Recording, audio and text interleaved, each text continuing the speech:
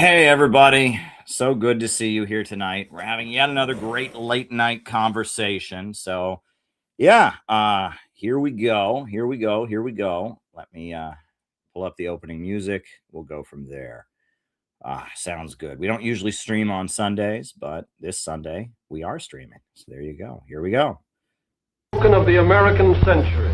I say that the century on which we are entering can be and must be the century of the common man. A radical redistribution of economic power. I mean, we know that racism is just a byproduct of capitalism. Everything would be all right if everything was put back in the hands of the people. We need a government that will make sure Americans are taken care of and organize the economy to serve the people, not the profits of a wealthy few. We now have the techniques and the resources to get rid of poverty. We got to start getting out there with the people. Get out of the movement and get to the masses. We need a government of action.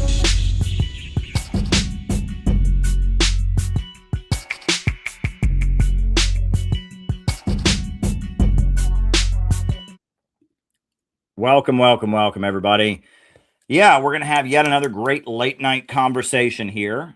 So glad to be with you all. We're going to be following our normal format, which is first I give my opening remarks, then we do the roll call, then I answer your questions in the second half of the show. So if there's something you would like me to talk about in the second half of the show, go to buymeacoffee.com/Caleb Maupin and send me your question. That's the best way to send your questions. You can also do Rumble Rants. You can also Cash App me at Caleb Maupin22. But the best way, the absolute best way to send your question, buymeacoffee.com/Caleb Maupin. Now, as usual, we do have a few announcements, couple announcements to get out of the way while we're here, CPI stuff. First of all, first things first, we are having our national 7-day training program in Chicago, August 12th to 19th. It's going to be very, very awesome. We would love to have you join us. If you're a CPI member, we'd love to have you there so that you can complete your accreditation. That's the process that every member goes through. On top of that, in addition to that, if you are not a CPI member and you want to find out what we're all about, that's also a great way to get involved. So if you would like to come to our 7-day program this summer, August 12th to 19th in the Chicago area, please go ahead and register. We have registration. There is the link for registration. I'll drop it in the other chat, but that is the registration link. So that's what we're doing there. The next thing I wanted to be sure to announce is that every Tuesday on this YouTube channel and on the CPI YouTube channel, we are studying the ideology of the government of North Korea, the Juche ideology. We have this new book that Noah edited, which is the writings of Kim Il-sung and Kim Jong-il, and it is Juche for American Workers. And we have the Juche Study Group that happens every Tuesday night, 10 p.m. Eastern Standard Time. The last week's meeting was a smashing success, I will say, and it's a lot of people have watched it afterwards. I've gotten a lot of feedback, actually, about the event. It's all really, really great. So we're going to have session number 2 on Tuesday night, and it's going to be great, led by Noah Schenk, our CPI regional captain for the Northeast region based in Boston. So Juche Study Group every Tuesday nights, learn the ideology of North Korea. That's really an important understanding. North Korea is a country that has been very isolated and very attacked, and they have withstood quite a bit, and they have a very unique understanding that separates them. They have kind of adjusted and changed the communist Marxist-Leninist perspective. They have their own perspective that is specifically for the Korean people, called the Juche ideology. And we think that there is value in studying it and understanding North Korea's perspective. So join our Juche Study Group on Tuesday night. Now I have one more announcement. Oh, another announcement while we're at it. I just had a lovely appearance on this show with Tara Reid, our friend Tara Reid and Olga Bataman. They had me on an episode, a special Victory Day episode of their show, East Meets West. And it was great. I talked with them for a whole hour, and we didn't just talk about World War II and the Soviet Union. We talked about everything. We talked about, we talked about politicians and Kamala Harris and Trump. We talked about Zionism. We talked about the U.S. electoral system. What else did we talk about? I mean, we talked about everything. It was a really phenomenal show. And I would like everyone to go and subscribe to their YouTube channel. And I would also like them to leave a comment. Leave a comment on the episode because that YouTube channel is very new. Tara and Olga launched East Meets West as a special project that they were doing. I think it would be great for people to subscribe to their channel and leave comments and all of that. And I really had a great time filming that special episode of the show. Really turned out nice. I did finally get a chance to watch it, and it really turned out nice. And so go to the East Meets West show, subscribe to the channel, leave a comment. So those are my 3 announcements for you tonight. So yeah, that's what's going on. Obviously, we are the Center for Political Innovation is the organization behind everything we do here. It's an organization of people dedicated to a government of action that fights for working families, opposing the danger of a new world war. And if you like what we do here, become a member of CPI. CPI is always doing great stuff. I encourage you to get involved. So that's really all the announcements and all of that. Just a reminder that we're following our normal format for tonight, which is first I give my opening remarks. After that, I give the roll call. And then from there, after we've found out who's on the other side of the camera, then I answer questions. The second half of the show is all me answering questions. And last night, a lot of people stepped up to the plate and asked good questions. So if you've got a question for the second half of the show, go to buymeacoffee.com/Caleb Maupin and send your question, or go to the Rumble Rants or Caleb Maupin 22. And you can send questions afterwards, right? Buymeacoffee.com is open 24 hours a day. And if you send your question some other time, I can answer it on the next stream. So that's what we got on the docket for tonight. So welcome, everybody. Tonight, we're talking about Alexandria Ocasio-Cortez. And I've got a lot to say about it. And I don't want you to be deceived by the title. Let me put it this way. I have been in AOC's presence a number of times. I'll talk about that a little bit, but that's not really what the focus is about. But I don't want people to be confused by tonight's stream, because there are 2 ways that people talk about AOC.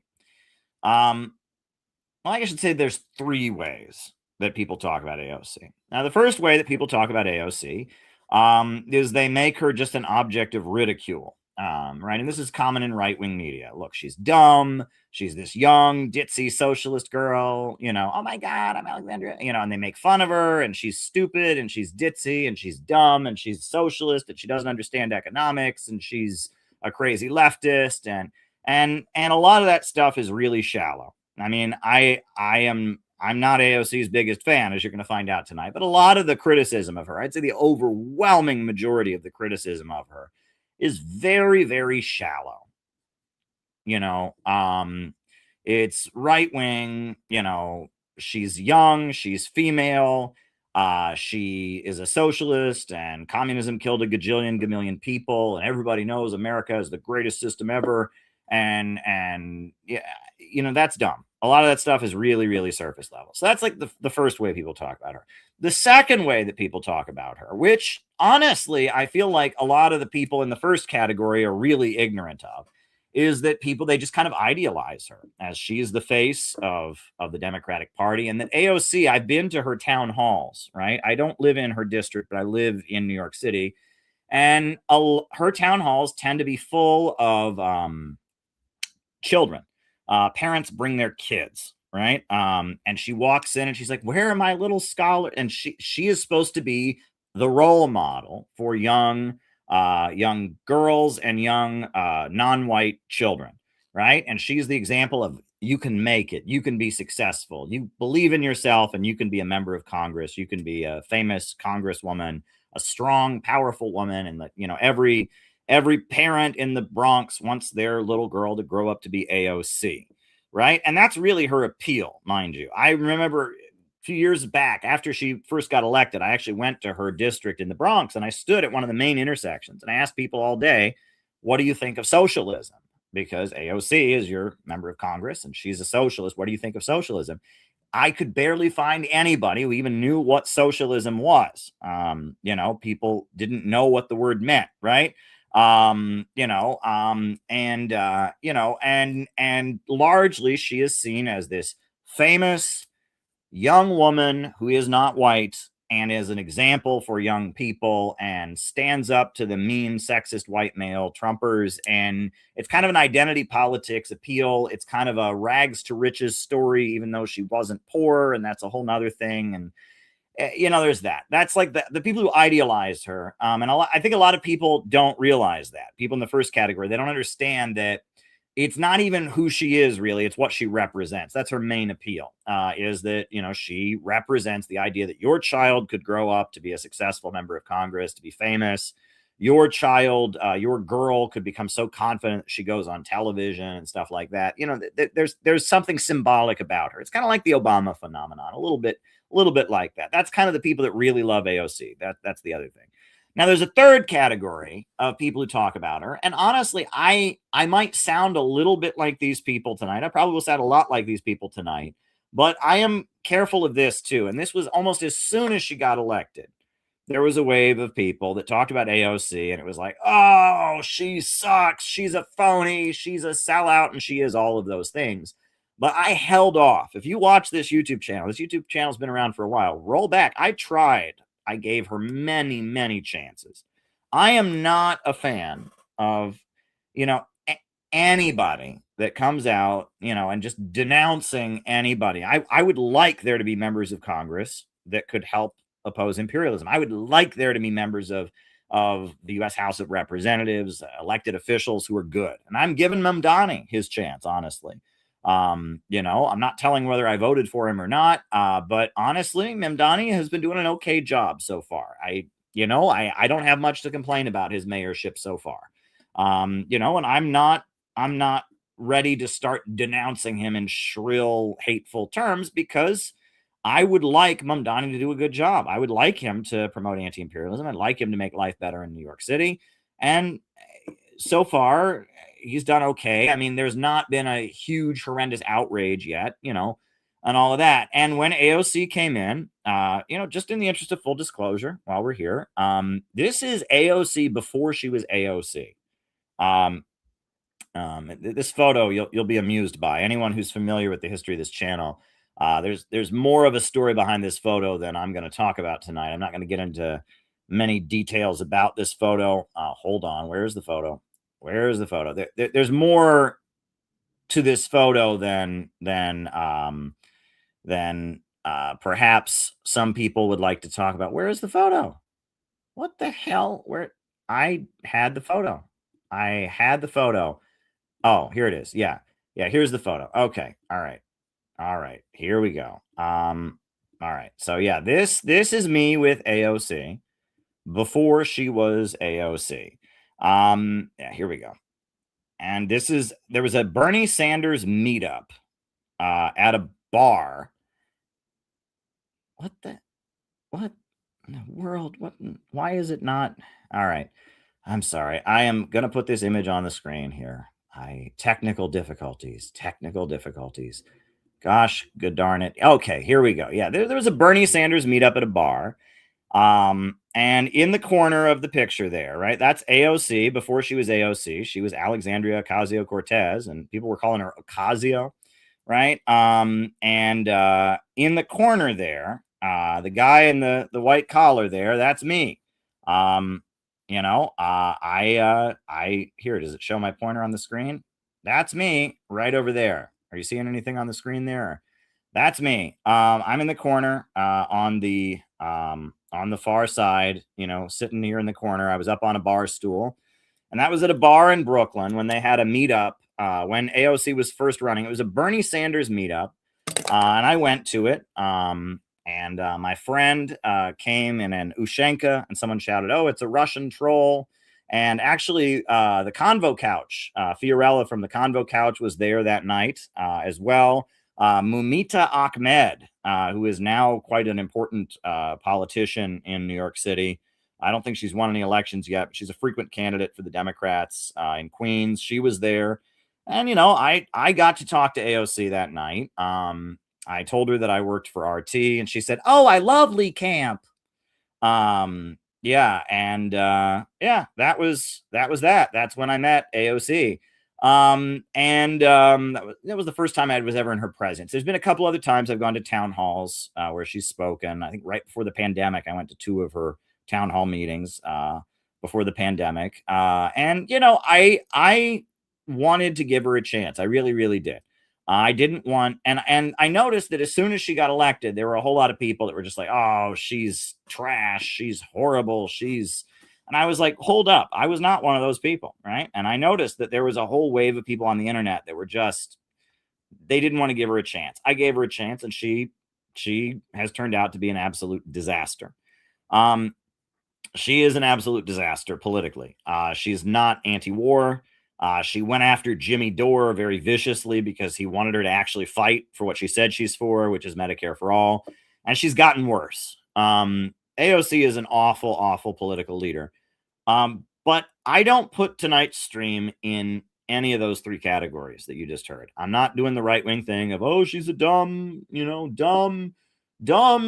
socialist ditzy girl. I hate her." I'm not idealizing her. Certainly not doing that. And I'm also not doing the thing of, honestly, to tell you the truth, based on what I have seen of AOC in the last year, I'm telling you, I think she has a very big political future, and that's not good because she's not good. And I will tell you why she's not good tonight.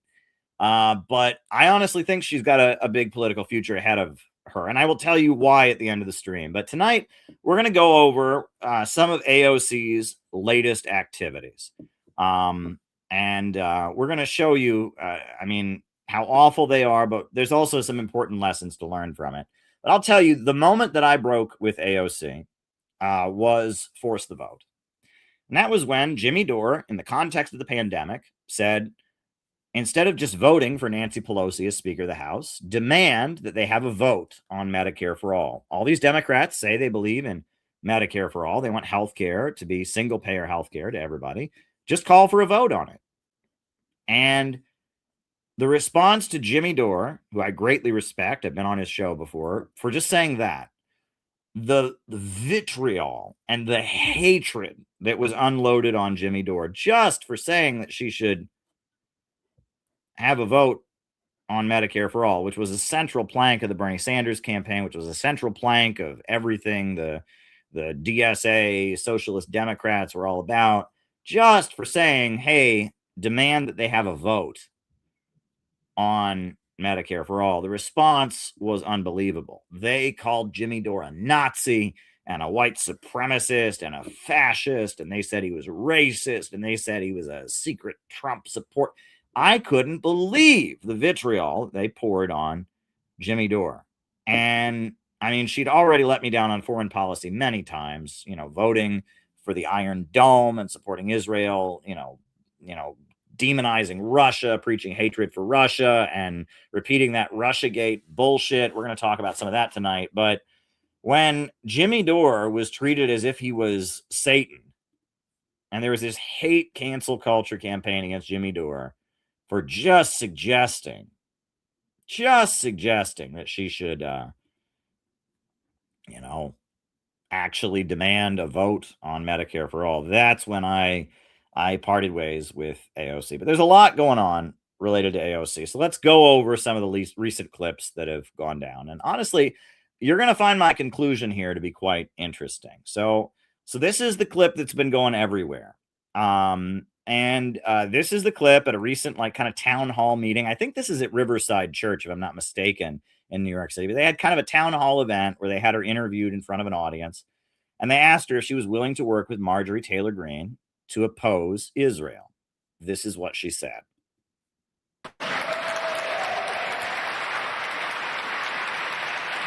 You know, and I care about results. I care about results. Now, there are certain places where, certain areas where I don't think that we should ignore some folks' record on some of these issues, right? It's about where we trust intent, where we trust where those outcomes are going. I personally do not trust someone like Marjorie Taylor Greene, a proven bigot and anti-Semite, on the issues of what is good for Gazans and Israelis. I don't think that it benefits our movement in that instance to align the left with white nationalists. I don't think it serves us.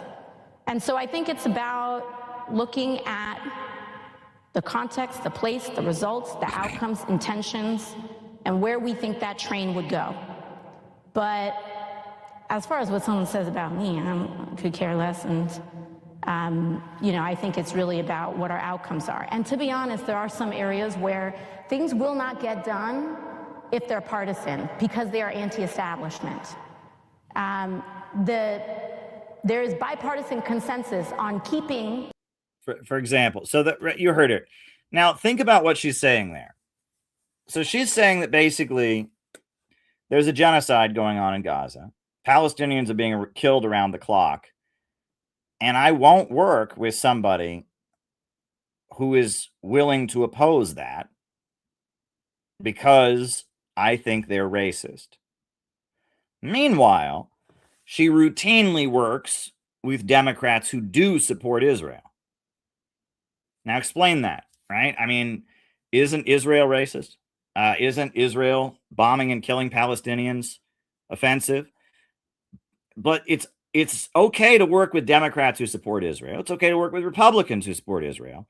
Not okay to work with Marjorie Taylor Greene, who terminated her relationship with Trump over opposing what Israel is doing. Not okay to work with her because you consider her to be a white nationalist. Now, that is so unbelievable.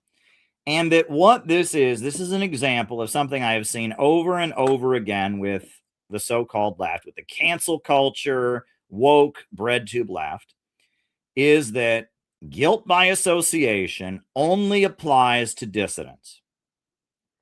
Great example. Years ago, there was a big, long article that was going after all kinds of anti-war activists. I had a big section in it. One person had a section in it, and that was Miss New Jersey 2016, Samira Khan. She got like a sentence in it, and it said, Miss New Jersey 2016, Samira Khan wrote an article for Holocaust denial platforming website, and they listed a website that she had written an article for. And I looked at that and I thought, that's funny. They should have mentioned in the part about me that I've appeared on Holocaust denier platforming TV network CNN, because CNN has had David Duke on as a guest many times, and he is a Holocaust denier. But for some reason, it's okay to go on CNN because it's CNN. That's just normal. That's just mainstream. But if you're a dissident and you give an interview to a dissident magazine or you shake hands with somebody, you're then responsible for everything they do. And it's this game where the cancel culture never applies to Democrats, right? It's not cancelable to be associated with the Democrats, to be associated with Chuck Schumer, to be buddy-buddy with Nancy Pelosi, to be buddy-buddy with Obama, who bombed and destroyed Libya. That's just normal. But being associated with Marjorie Taylor Greene means that you are therefore responsible. And it's this game where if somebody is a dissident, guilt by association with them applies. But if someone is part of the mainstream, they're just part of the mainstream. CNN is fine to appear on, but you better not do an interview, with a magazine from Iran, or else you're canceled forever. Right. It's totally fine to be part of the Democratic Party, But if you're part of the Green Party and they can find that somebody in the Green Party once said something about vaccines, oh, you got to denounce and disavow them. This is the cancel culture game, where dissidents are held to these ridiculous standards, and the establishment, well, it's just the establishment. It gets a pass. The idea that we shouldn't work with Marjorie Taylor Greene, who opposes the genocide in Gaza, because she calls her a white nationalist. What makes her a white nationalist? Also, anti-Semite. Why anti-Semite? Why is she using that language of all things, right? Marjorie Taylor Greene, people criticize her around the immigration issue, say that she's, racist because of her pro-ICE stances. People say that she's racist because of things she's said about police brutality. But anti-Semite, why is she using that kind of language? Well, she's using that kind of language because she's in New York City, and she's pandering to Zionists. That's what she's doing, because AOC doesn't really oppose Israel. She criticizes Israel, but she didn't oppose the Iron Dome and Israel's funding on the Iron Dome. And she has denounced Palestine protesters many times, saying that they're doing this wrong or they're doing that wrong. Yes, she's criticizing what Israel's doing. Yes, she wants to protest what Israel's doing, but somehow she always finds a way, and she's a Zionist. AOC is a crypto Zionist, right? And I mean, she made it really blatant. At one point, she tried to say that she was Jewish. I don't know if you remember this, but she went to a synagogue in New York City and claimed that her ancestors in Spain have the same last name as Jews who converted, and she tried to say she was Jewish at a synagogue in New York City. It was cringe and embarrassing. She's not Jewish, right? She's of Puerto Rican descent. But that's how desperate she was to pander to the Israel lobby, and that she's a liberal, right? She doesn't hang out with Netanyahu. She hangs out with the liberal Zionists, with the Chuck Schumer crowd. With the Jewish Voices for Peace and the Tikkun and Rabbi Michael Lerner, but she's a Zionist. She's a complete Zionist, and she is pro-Israel. She's just pro-Israel. She's Israel's loyal opposition. She will criticize what Israel does. She probably hates Netanyahu. She'd like to see Netanyahu impeached or jailed for corruption. But does she really, really want to fight for a Palestinian state? No. Does she side with the people, of Gaza and Palestine against the Zionists? No. Does she stand with Iran against this attack? No. And we'll see that, that she will criticize what Israel does. She'll criticize what the American government does, but it always comes with a caveat that says, I'm on the same side. And so what she was doing there, she's basically, when she called Marjorie Taylor Greene an anti-Semite, right? Who's ever called Marjorie Taylor Greene that? I guess at one point they complained about something she said about a laser beam or something, and they claimed she was talking about Jewish space lasers or something. She's not an anti-Semite, but she's a Zionist. But Marjorie Taylor Greene is a Zionist. And this other clip will show you how much AOC, even when she's criticizing things that should be criticized, she finds a way to make clear she's on the same side as the American government. This is AOC talking about the kidnapping of Nicolas Maduro. Not a remark on who Maduro was as a leader. He canceled elections. He was an What election did he cancel? Yeah. That doesn't mean that we can. It is not a remark on who Maduro was as a leader. He canceled elections. He was an anti-democratic leader. That doesn't mean that we can kidnap a head of state and engage in acts of war just because the nation is below the equator. And so she's rightly saying it was not right for the USA to kidnap Nicolas Maduro. Thank goodness for that. But you notice she referred to him in the past tense as the president. He's still the president of Venezuela, right? Dulce Rodriguez is the interim president in light of his kidnapping, but he's still legally the president, number one. Number two, she says he canceled elections. He was anti-democratic. How? I've been to Venezuela. I've seen the voting booth. What election did he ever cancel? Name one election he ever canceled. I have been to Venezuela. I have seen that the United Socialist Party has massive public support. Juan Guaido, who was appointed by the United States as they were recognizing him as the president, had no public support. There's a whole network of colectivos and communes. But she's basically saying, okay, well, the USA shouldn't have kidnapped Maduro.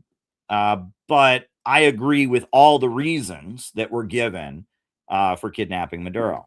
You know, that in and of itself right there tells you she's on the same side. It's just a tactical disagreement. The other thing that she said is that, oh, it was an act of war and they only did it because it's south of the equator, right? And you'll notice this is one of the most dangerous things about AOC. And this is going to be a consistent theme tonight when we're going over some AOC clubs. This is an old device they call a whipsaw. It's a whipsaw. It's a two-man saw they used to cut logs with. And the way a whipsaw works is that when the one guy is pushing, the other guy is pulling. When the other guy is pulling, the other guy is pushing. It's a whipsaw. And AOC, I would say her politics are toxic, not only because they're softly pro-Israel, not only because they're pro-imperialist at the same time she's talking about socialism, but because she is desperately trying to whipsaw the American public. She is not trying to build a movement of the 99% against the 1%. That's what we used to talk about at Occupy Wall Street. You know, the overwhelming majority against the very rich. No, she is trying to build a movement of people that are not white and people who live in liberal urban centers against people in the suburbs that are white, against people in the rural areas. She is trying to increase the division in U.S. society. She is not trying to build a populist movement. She is trying to incite ethnic and cultural strife. She wants red state Americans and blue state Americans to hate each other. And she wants to get points for screaming the loudest against red state Americans. And that comes across. Why did she say south of the equator? Right? What does that have to do with it? You know, I mean, the USA attacks many countries that are, north of the equator. It has nothing to do with that. But she always makes it about race, and she always makes it about gender. It's always some way that it's not about the overwhelming majority of the people in this country versus the very rich. It's always about people that are in this working class majority who have it too good. And that's very, very dangerous. She is, it's why people like her celebrated the murder of Charlie Kirk. And they're trying to amplify the tribalism in America right now. We'll talk about a couple different things, but showed the Marjorie Taylor Greene, but we'll talk about a couple other things. Now this one's let me see. Let's see what this one is. And I was not popular in Congress. Popular in Washington. Yes. But okay, so this is an anecdote that she's about to share. And honestly, I'll give you my opinion after I show this anecdote. Okay, I saw some people responding to it. I'll just show you this anecdote. And so I got rid of their very good friend. There was, there's orientation, right? You win your election, and then they fly in between election day and you getting sworn in, they fly you to Washington. And you go through a little bit of orientation, and you have to set up your office and all this other stuff. And there was a caucus meeting, and my predecessor was the chairman of the Democratic caucus. So he has to host the meeting. He's in a lame duck period, so he's still in office. I'm there in the caucus meeting, awkward, and he's presiding over it. Oh man, I'll never forget this. Actually, I don't even know if I've told this story before. And she totally has. This is rehearsed. I'm sitting there. I'm new. I don't know anything that's going on. All these people know each other, backslap and all this stuff. He's up there, and he's speaking, and everybody likes him. And a congressman in the Democratic, he leans over to me, and he goes, "Man, it's such a shame that girl beat him." And looked back at him. So what do you say to that? And I said, "You mean me?" Like, the blood drains from his face. But you can, like, it was very chilly, because it wasn't just that I let go of his friend, it's that I did so on the basis of challenging the power structure that existed, and that exists. And so now, I don't understand. This bothered some people. I saw people tweeting out, "Oh, look at her. Why is she so offended by this kind of thing?" You know, it's a cute story. Did it actually happen? I don't know. Could have, might not have happened. I don't know. I don't really care.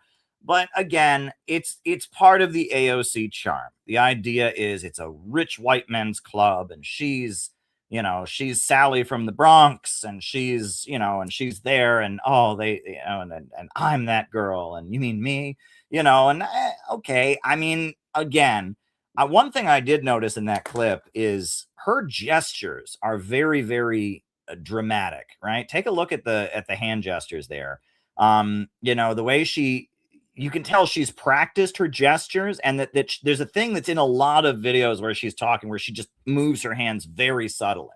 Like, her gestures, she'll be moving her hands slowly and then boom, right? And that's like, take a look at this, at the gestures she does here. It's kind of interesting.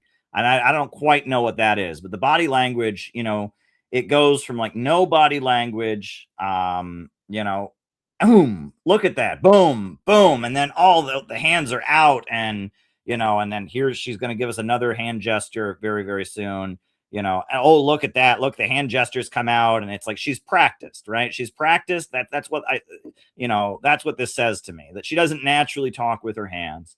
But when she's practiced this, she talks with her hands. That these are not natural gestures. I mean, as somebody who's done public speaking before, there are natural gestures when you're excited about the point, and there are rehearsed gestures. And that, I mean, look at this. There are no gestures, no gesturing. She's just, sitting there gabbing, talking, and, and she's just sitting there with her hands in her lap. Oh, boom, boom, boom. Look at that gesture. And then the hands are out, and then, her hands are down, and then here we go.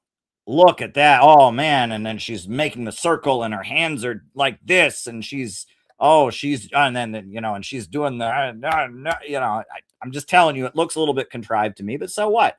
I'm not upset about the story. The story is, whether it's true or not, it's indicative of who she is trying to be. And it's this kind of tribal narrative of her against the white man. And that's not a populist narrative, right? It should be her against the system. It should be her against poverty. It should be her against, the police state. But, that doesn't feed the polarization. That's not whipsawing the public. Now, and again, this comes across in some of the podcasts we'll show here. This clip came across, and I agree with what she says actually here, but I'm just telling you, again, if you really understand the game that she's playing here, well, anyway, I'll show you the clip. And I for the most part, I don't disagree with what she says here at all. We see it, like, they're trying to instill fear in people. They're trying to rip people out of their homes. I want to be very clear. We need to be centering the humanity of these people, because they are Americans. Like, you're really, come on. You're going to tell me that someone came here at 2 years old and has gone through American schools? You're going to tell me that someone's come here with nothing but the shirt on their back, and they've been doing nothing but caring for other people's grandparents and building American homes and putting themselves through school, and you're going to tell me that's not American? It's disgusting, honestly. Yeah, I mean, she has empathy for immigrant communities. Great, so do I. What about the Palestinians? I mean, she has empathy for them, except she can't possibly work with Marjorie Taylor Greene to stop them from being killed. And what about the children in Donbass that she keeps wanting to send weapons to Ukraine? She's one of the biggest people supporting killing all these children.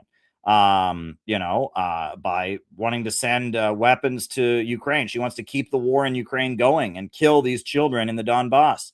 Right? She doesn't seem to care about the children of the new republics that are being bombed with our tax dollars. And what about the children of Libya, who were her buddy Barack Obama murdered and destroyed in what was once the most prosperous country in South America? And what about Charlie Kirk's kids, right? As bad as she might feel he is or disagree with him, what about his children when he got murdered? What about, she was so happy when Tucker Carlson got fired. Well, Tucker Carlson was the only person on national TV who spoke up and supported the African People's Socialist Party in Uhuru. What about their families? What about Chairman O'Malley's kids and grandkids when they were worried they were going to go to prison for 15 years just for disagreeing with Joe Biden about Russia? I don't disagree with her that we should have empathy for immigrant children, and I'm very opposed to what ICE is doing, but it's selective. It's very, very selective. And, there's another clip. There's a couple other clips here. I wanted to talk about a couple things. There's a clip going around. I don't know if I have that one or not, where she's talking about, well, I don't know. We'll talk about a couple of things, but this is Chris Smalls, right? Chris Smalls was the leader of the effort to unionize Amazon, and this was his protest against his call out of Bernie Sanders and AOC. Living under a rock, you can't tell me that they didn't catch wind of what was going on. So what really surprised me that more people are not calling them out for their BS. And I'll just say bullshit. Bernie and AOC in particular, they've been traveling the country with this fake ass fight oligarchy tour. And when they're doing this tour, they're telling the crowd that Israel has a right to defend itself. That's what they're doing. So am I surprised that they didn't speak up? Yeah. But at the same time, they're showing their true colors right to y'all. They're not my senators. They're not my elected officials. And I can tell you who mine is. Who's another POS?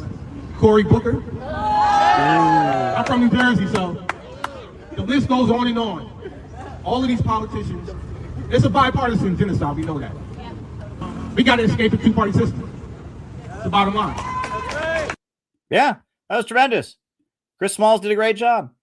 And what he's saying there is kind of common sense, right? That, don't support genocide against the Palestinians.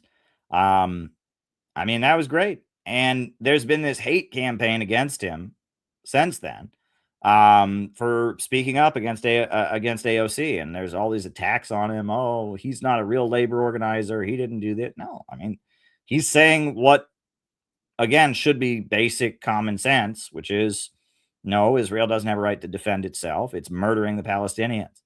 That's pretty basic, isn't it?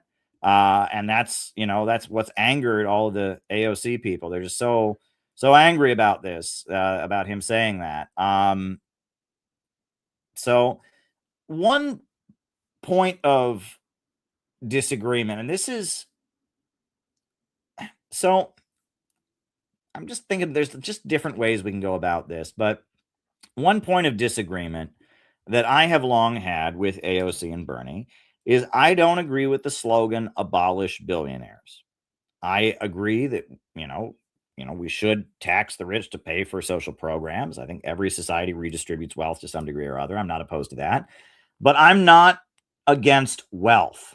I'm against poverty, right? And the idea that wealth is inherently bad, that is opposing historical progress, right? And that economic growth is a good thing, but we have an economic system where technology eliminates jobs, where abundance creates poverty. But I am not opposed to wealth. And the issue with the rich people and the big monopolies that run the world is not that they have $1 billion. It's how they got it, by making other people poor, by impoverishing people to maintain their monopoly. I'm not opposed to wealth. I'm opposed to wealth gained by making other people poor. And that we want a society where there's enough wealth for everybody, in which there's so much wealth that the very need for a state can fade away. Where, the idea of communism, according to Marx, right? I'll pull up the quote, is that the springs of cooperative wealth flow more abundantly. Right. The idea was never, that we're against wealth, that wealth should be gotten rid of. Right. Marx wrote, this is Marx, in the higher phase of communist society, after the enslaving subordination of the individual to the division of labor, and therewith the antithesis between mental and physical labor has vanished, after labor has become not only a means of life, but life's prime want, after the productive forces have increased with the all-around development of the individual, and the springs of cooperative wealth flow more abundantly, only then can the narrow horizon of bourgeois right be crossed in its entirety, and society inscribe on its banners, from each according to his ability, to each according to his needs. Meaning that if the banks, factories, and industries and the centers of economic power were operating on the basis of working in the interest of all of society, not a wealthy few, we could create a huge amount of wealth. We could build a world where there's no division between individual and physical, between mental and manual labor. We could build a world where labor, working, is something people do to keep from being bored. It's life's prime want. It's not a necessity. It's not a means of life. People don't have to work. They work because they feel like it. We could build a world where the springs of cooperative wealth flow more abundantly by rationally organizing the economy and having a state that organizes the economy and unleashes human creativity. We could create a society of vast abundance. And in such a society, the need for coercion would go away. The need for a state would go away. That's the vision, right? The quote is not, I am so tired of this. I learned, this is why I don't even call myself a communist anymore. I was taught my whole life, communists want everyone to be equal. And I went and I studied Marx, and I said, no, communists want public ownership of the means of production and 5-year economic plans and centralization of the centers of economic power and a planned economy to create enough wealth that everyone has what they need. And that, that human creativity and brilliance can expand, and poverty is no longer created by abundance, and you don't have poverty amid plenty, and that we want the banks, the means of production, to be centrally planned. And people always told me, oh, communism is when they divide up all the money equally. And that is not the truth. And then AOC and all of them came along, and you listen to them, all they talk about is income inequality, right? Marx wrote this whole book called Critique of the Goethe Program, where he says, I'm not interested in redistributing income. I'm interested in changing the way the means of production operate. Redistribution of income happens in every society. There is not a society in history that has not taxed people to some degree or other, right? The roads outside this apartment were paid for with money that was redistributed from taxpayers like me and went into the city budget and was paid to a developer, and that developer paved the roads, right? There's redistribution of wealth upwards to the rich people, right? And tax incentives and corporate welfare. There's redistribution of wealth downward, food stamps and subsidies, but every government in history to some degree or other has redistributed wealth. That goes on in every system, and that is not what the issue is, right? The issue is that we have an economy where profits are in command. And the point is to eliminate profits being in command and to have a society where you no longer have the irrationality of profits in command, and the economy can continue to grow and expand so that people have what they need, and human creativity and brilliance can expand to an even higher level. That's what it's about.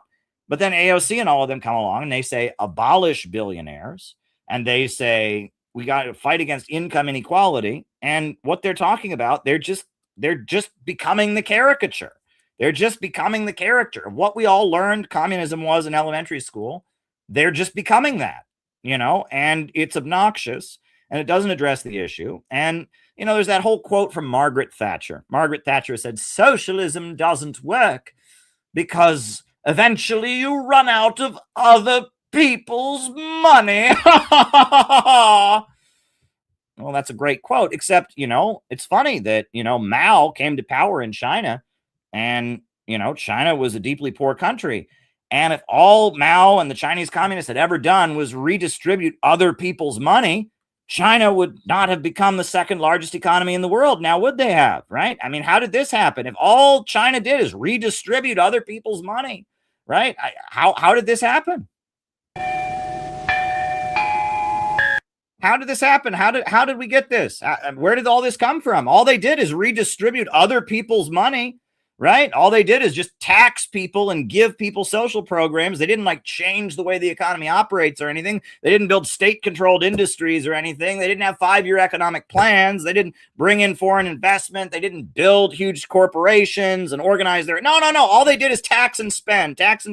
So funny. Where did all this money come from? If that's all they did, right? Haven't they run out of other people's money yet? Where's all the other people's money? I mean, it's infuriating to me. I've spent my life explaining to people, no, socialism is not redistributing other people's money. That's not what I'm interested in doing. And that might be how it is in Norway or Sweden, but those are imperialist countries. Socialism is when countries break out of the Wall Street imperialist international order and organize their economy rationally, and the government invests in the population, and the economy is centrally planned and organized so that growth is unlimited and growth is no longer held back. And that's how the Soviet Union was able to wipe out illiteracy, and that's how they were able to invent space travel, and a lot of great achievements have happened. And so I've spent my whole life explaining to people, no, socialism is not your taxes. And then AOC comes along and she says, socialism is your taxes. And so I guess I'm not a socialist. I'm an innovationist because, and it's so bad. But anyway, so AOC, she loves this billionaires rhetoric. And so now this is an interesting clip here. And we'll put this on because this clip is interesting. But let's watch this clip. I'll tell you what I think about this after this. This is her talking about how we got the American Revolution coming up. Talk about how this is in the heritage of our country. Because America was founded. You look at Thomas Jefferson writing to Madison in revolt of British aristocracy. The American Revolution was against the billionaires of their time.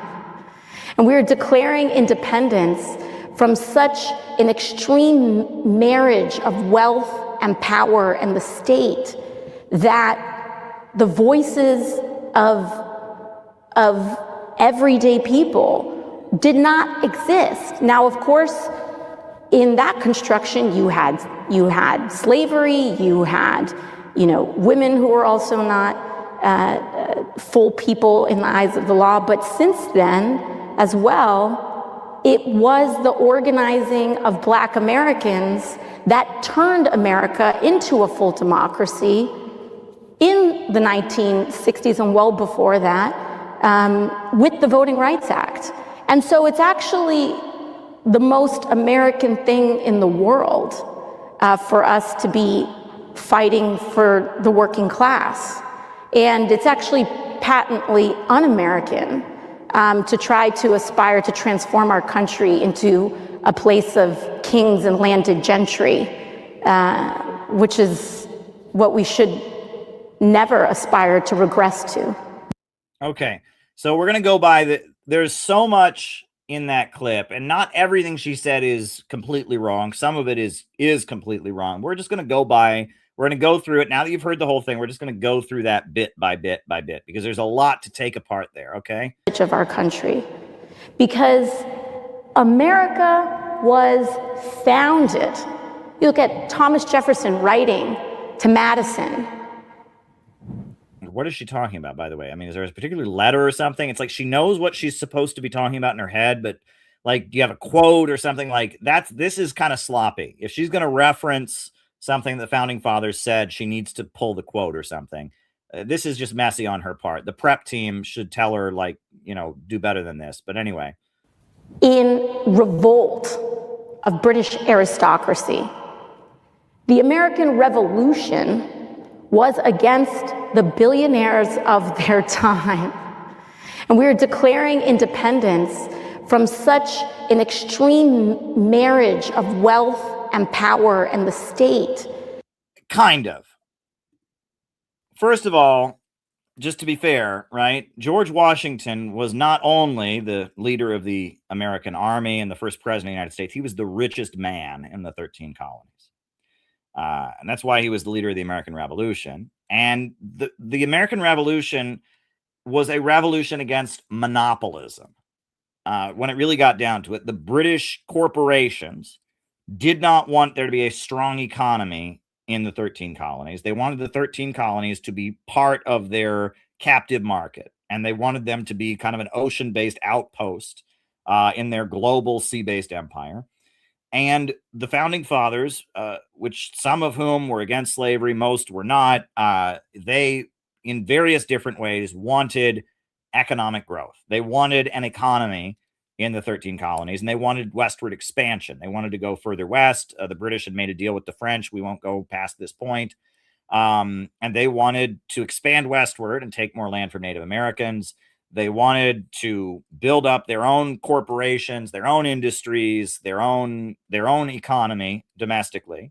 And that's what Alexander Hamilton built, a national bank that would inject credit into states so they could build lighthouses. And, you know, the plantation owners wanted to expand their plantations and sell more crops. And in Boston and in New York, they wanted, to build up industry and have American industries. And a lot of the poor people in the 13 colonies wanted to go further west so they could get their own land. And it was not against people having money, right? Because especially the founding fathers, the people that signed the Declaration of Independence were all the richest people in the 13 colonies. They were not against wealth. They were against the British having a monopoly and preventing their ability to have economic growth in the 13 colonies. That's what the issue was. So, in Britain, you had the government that was very much tied in with the big corporations that were trying to dominate the global economy. And the idea that we could have a strong economy in the American continent didn't fit in with their kind of monopolistic scheme. And if you read Friedrich List and you read, it's written by Henry Charles Carey in his very important anti-slavery pamphlet, The Harmony of Interest, that's when they talk about the English system. They're describing monopolism, where you kind of impoverish the whole world to enrich one mighty financial center in London. That they didn't want a strong economy on the land. They wanted to control the trade routes with a mighty navy. And that the founding fathers of the United States, many of whom were very wealthy, wanted to get rich and have a strong economy in America. That's what the issue was. So she's kind of right. But again, she's framing it as if the issue is wealth. The issue is not wealth. The issue was monopolism. And really, the issue in the American Revolution was growth. The founding fathers of the United States wanted growth. Now, growth back then meant taking land from Native Americans and meant expanding the slave plantations of the South. Growth in a lot of ways was not good, but that was the essence, right? What was the Boston Tea Party, right? In Boston, you had the British basically declaring a monopoly on tea. You have to buy your tea from us at the price that we are setting. And so the 13 colonies, they resented the monopoly of the British tea companies. So they went and they dumped the tea in the harbor. Mass act of vandalism against a monopoly that was imposing itself on the American 13 colonies that were emerging. So that she's kind of right, but she doesn't get it. It's not simply the founding fathers were against people that had money. That's not the issue. And they had lots of money and lots of slaves and lots of land themselves. And don't pretend otherwise. That the voices of everyday people did not exist. Now, of course, in that construction, you had slavery, you had, women who were also not full people in the eyes of the law. But since then, as well, it was the organizing of Black Americans that turned America into a full democracy. Hold up. When did America become a full democracy? I mean, this is silliness. What exactly is a full democracy? It's a full democracy if everyone gets to vote. And so because of the Voting Rights Act and because they passed the Voting Rights Act in the 1960s, in 1960, when did they pass the Voting Rights Act? Right? What was it? 1965 Voting Rights Act. 1965 Voting Rights Act. So it's funny that it was a full democracy and Fred Hampton was gunned down in his bed 4 years later. Somebody should have told Fred Hampton when the Chicago Police Department murdered him for his peaceful activism, running a free breakfast program and teaching the black community in Chicago that it was a full democracy when they murdered him. And I guess it was a full democracy when they went after Julian Assange and tortured him for years. I guess that was a full democracy, right? That's interesting. And, you know, somebody ought to tell the African People's Socialist Party and the Uhuru movement that we live in a full democracy. And when they raided their homes just for the way they spoke about Russia. And I mean, this is ridiculous, right? It's a full democracy, right? Starting in 1965, America became a full democracy. What is a full democracy? You know, I go to Russia. They tell us Russia is not a democracy. In Russia, when they have an election for president, every part of Russia gets to vote. When we have an election for president, do you know how many people in Puerto Rico get to vote for the president? 0. You know how many people in Guam get to vote for the president? 0. You know how many people in the U.S. Virgin Islands get to vote for the president? 0. Do you know how many people in all the U.S. territories? They don't get to vote. So this is a full democracy, but you know, the Puerto Ricans have no say in who's president. The Guamese people have no say in who's president. The U.S. Virgin Islands, they have no say in who is president. There's millions of Americans who have absolutely no say. And then those of us who actually do get a say, do we get to elect the president? No, we get to vote for the Electoral College. So if you live in New York and you're a Republican, your votes don't count because New York City's votes in the Electoral College go to the Democrats. If you're a Democrat and you live in Alabama, your vote doesn't count because Alabama's a Republican state and their votes go to the Republicans. So we're a total democracy, right? You know, when I go to Russia, they have their election on Tuesday, or they have their election on a weekend, and it's a national holiday. Not only a weekend, it's a national 3-day weekend holiday where everybody, they take the time to go vote. In America, the election is on a Tuesday and it's a work day. It is not a national holiday. You know, and, you know, if you're in prison in America, as millions and millions of people are in prison in America, you don't get to vote. When I go to Russia, they have special voting booths in the jail. When I go to Russia, they have voting booths in the hospital. If you're in the hospital getting medical treatment, they got a voting booth so that you can vote, right? How many people are in prison in America right now? The USA has the highest number of people in prison of any country in the world, not just by numbers, but also by percentage. But we became a total democracy because in 1965, we passed the Voting Rights Act. Seriously? Like, that is such an absurd thing to say. And also, right, she says it's because of the organizing of Black Americans. Black Americans have been organizing since the moment they were brought here, right? There were slave revolts, right? You read about the slave revolts that happened on the slave ships. You read about the slave revolts of Nat Turner. You read, I mean, there were slave revolts and rebellions. Black people were organizing in the 1600s. Black people were organizing in the 1900s. There was the Marcus Garvey Back to Africa movement. There was the Nation of Islam. You know, Black people have been organizing, right? What changed that we got the Voting Rights Act in 1965? Well, I'll tell you what changed is because after the Second World War, the Soviet Union and China broke free and were rising and building an anti-colonial movement around the world. And in 1954, Emmett Till, a young Black man, was lynched and murdered. And the Soviet Union took the photo of his mutilated body and sent it all over the world and said, that's what American democracy is all about. And it was as a result of the Civil Rights Congress that was aligned with the Communist Party, that was supported by the Soviet Union, that was given a platform at the United Nations where William L. Patterson got up at the UN and condemned Jim Crow segregation. It was because of the Soviet Union and Paul Robeson and William L. Patterson and so many important people, Claudia Jones. It was because of communists using and raising the Black liberation issue and calling for the independence of the Black Belt South and highlighting racism in America. That's what got the modern civil rights movement going.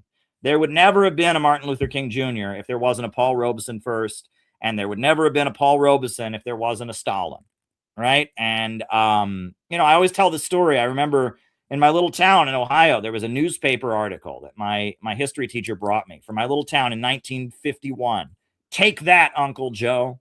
And it had a quote from Stalin, about how America was a country with racism in it. America was racist. And the article was all about that couldn't possibly be true because the first black family had bought a house.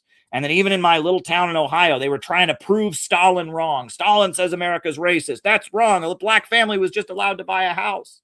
So, you know, she's one of the same people that's always complaining about Russian meddling. Oh, Russian propaganda, Russian meddling. Well, listen, if it wasn't for Soviet meddling, if it wasn't for Chinese and Cuban meddling, you know, there would not have been this Civil Rights Act that she said made America a pure democracy. There would never have been a Civil Rights Act. There never would have been a Voting Rights Act. There never would have been the modern civil rights movement if it wasn't for communists and if it wasn't for governments that she condemns, right? I'll show you a picture, right? This is, let me pull up this picture. It's annoying how long it takes to put pictures on here. This is a photograph I've referenced many times. It's very important, right? If you want to understand the history of America and the Cold War and stuff like that. Oh, goodness, got to find a bigger version of it. Sorry about that. Got to find a larger version that'll fit on the screen here. Hold on. There we go. All right. Okay. Put it on the screen. This is a photograph. This is a photograph that everyone should know about.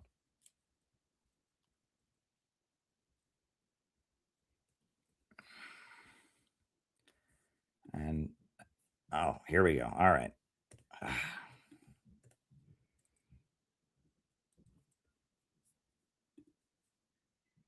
That's Mao Zedong, the leader of the Chinese Revolution. And who is standing next to him? Robert F. Williams. Look up Robert F. Williams. Robert F. Williams was the leader of the NAACP in Monroe, North Carolina. And he was trying to fight for the right of black people in Monroe, North Carolina to go to swimming pools. They wanted to go to a swimming pool in Monroe, North Carolina, and the Ku Klux Klan wouldn't allow it. And 1958, he was organizing, and in 1961, he was organizing the people in North Carolina, demanding the right of black people to go to a swimming pool. And the Ku Klux Klan started shooting at him and shooting at his peaceful protests.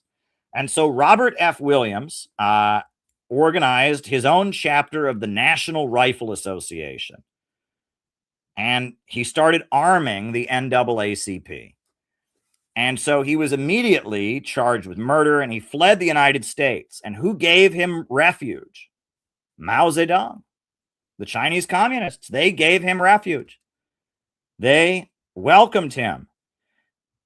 And who also gave him refuge? Cuba.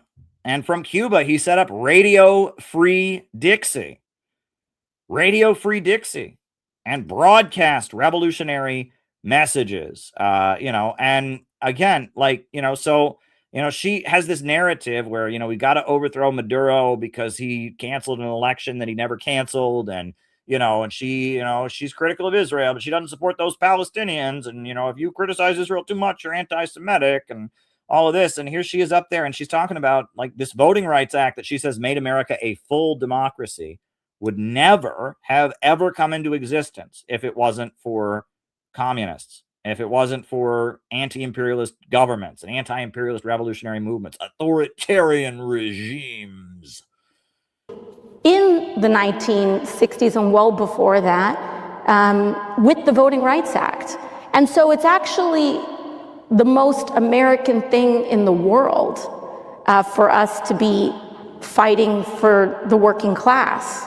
And it's actually patently un-American to try to aspire to transform our country into a place of kings and landed gentry.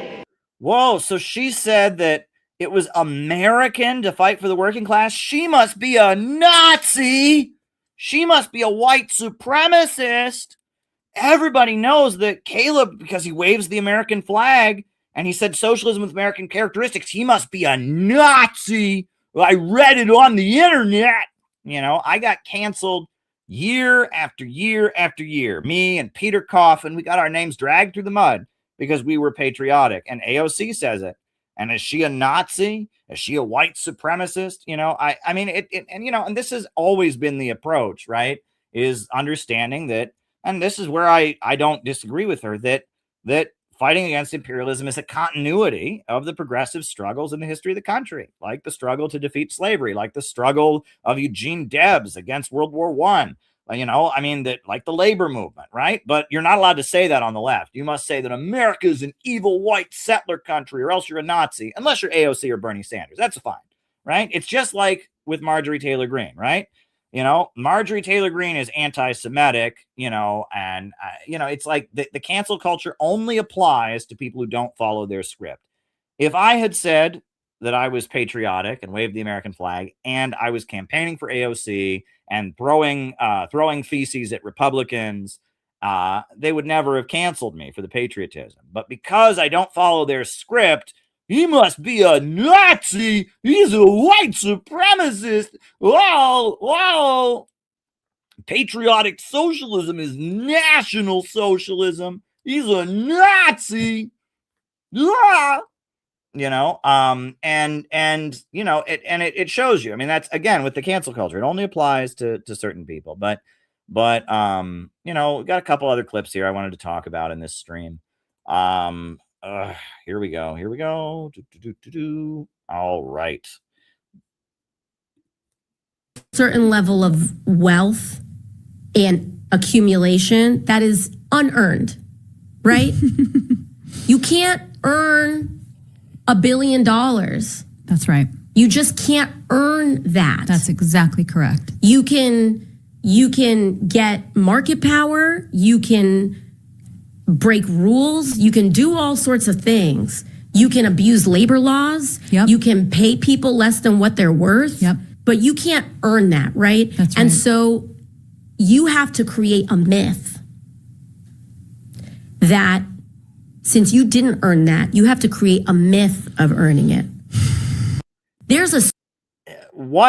I mean, again, she's kind of right that the richest people in our society have acquired their wealth through usury and speculation. They're not tied into physical economy. She's not completely wrong in what she's saying, but $1 billion, of value can be created by human labor power.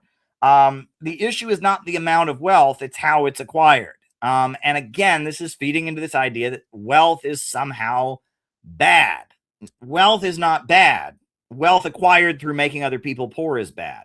And that, the value of money changes due to inflation. There's nothing magical. And that's one of the things that her economic rhetoric, it's like there's this magical number of $1 billion.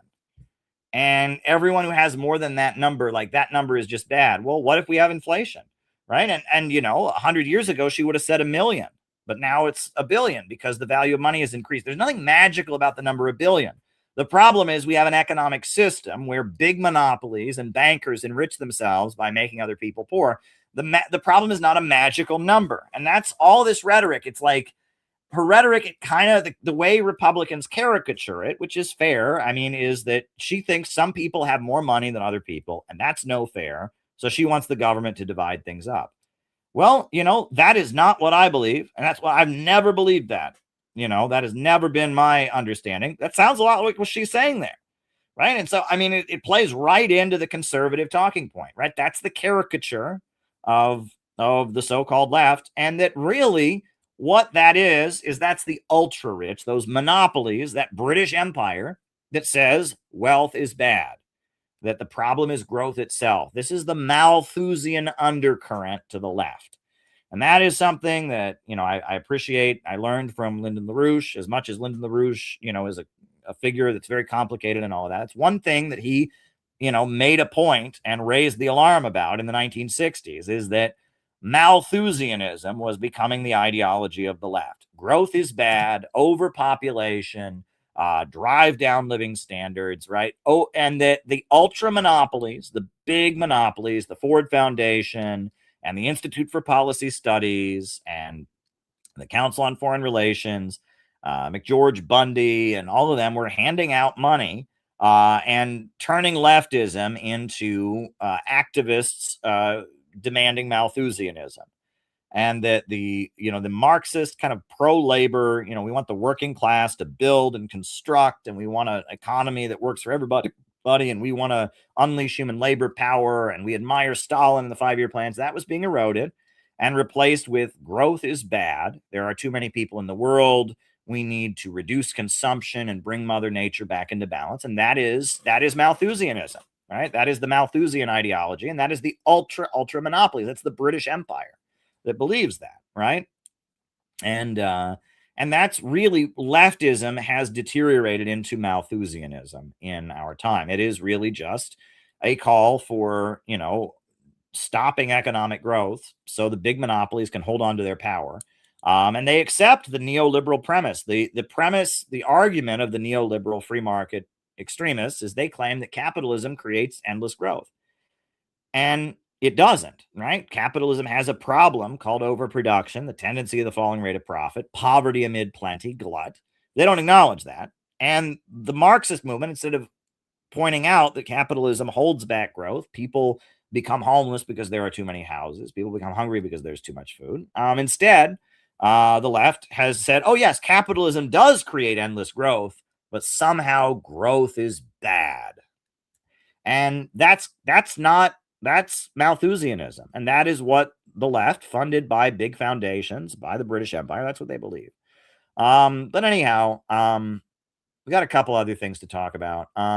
So this is just another thing. While we're on the topic of, apologia for the Democrats, ContraPoints. I wrote, this YouTube channel really blew up because I wrote a book called Bread Tube Serves Imperialism. And in my book, Bread Tube Serves Imperialism, I argued that, that this kind of the voices of socialism on the internet, ContraPoints, Vosh, Thought Slime, these people were being covertly supported by the American deep state. And that's why they were waging hate campaigns to defend U.S. foreign policy. And that's why they were promoting, socialism as an employee stock ownership program. And that, and I wrote this book, Bread Tube Serves Imperialism, just kind of digging into what the bread tube perspective that was being blasted all over social media, especially during the pandemic, what they believed, and debunking it. I wrote this book. They all lost their minds, and this channel blew up, and it was great. It was a great contribution that I made debunking the bread tube ideas. And one of the people I went after was ContraPoints. And ContraPoints made all kinds of videos saying you have to vote for the Democrats. You must vote for the Democrats. You have to vote for the Democrats. And one video, she compared not voting for the Democrats to suicidal ideation. And she said that, a lot of times people think about killing themselves, but they're not going to do it. And that's what, not voting for the Democrats is. You think you're going to do something else, but you just don't do it, and you don't vote for the Democrats. It was really disgusting. And, I said, it looks like I knew that they were being advised by Dr. Steve Hassan, the cult guru. And that's what my book was out. And after I wrote it, Gray Zone revealed that Philosophy Tube was being funded by George Soros and being funded by the British royal family.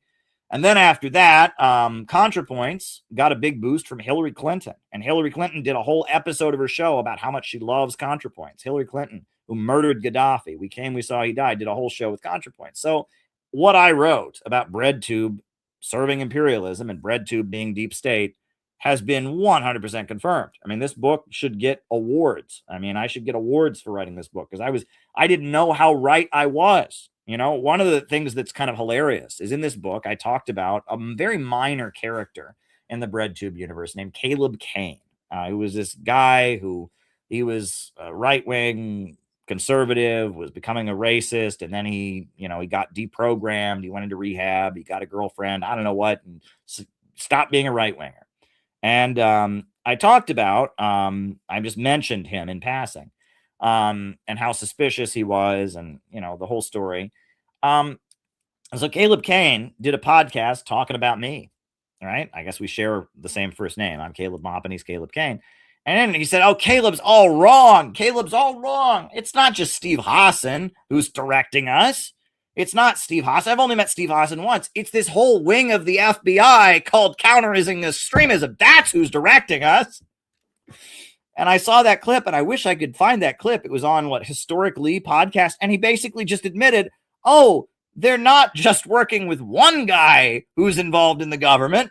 They're working with a whole section of the American, anti-extremism groups. I mean, it was like the most brilliant confession I'd ever heard. He thought he was debunking me by saying he'd only talked to Steve Hassan once. And it's like, yeah, I only talked to Steve Hassan once. It's this whole group he works with that is tied in with the FBI. That's who we're talking to. And I was just like, thank you. It's kind of amazing. So I deserve a medal for writing this book. I really do. But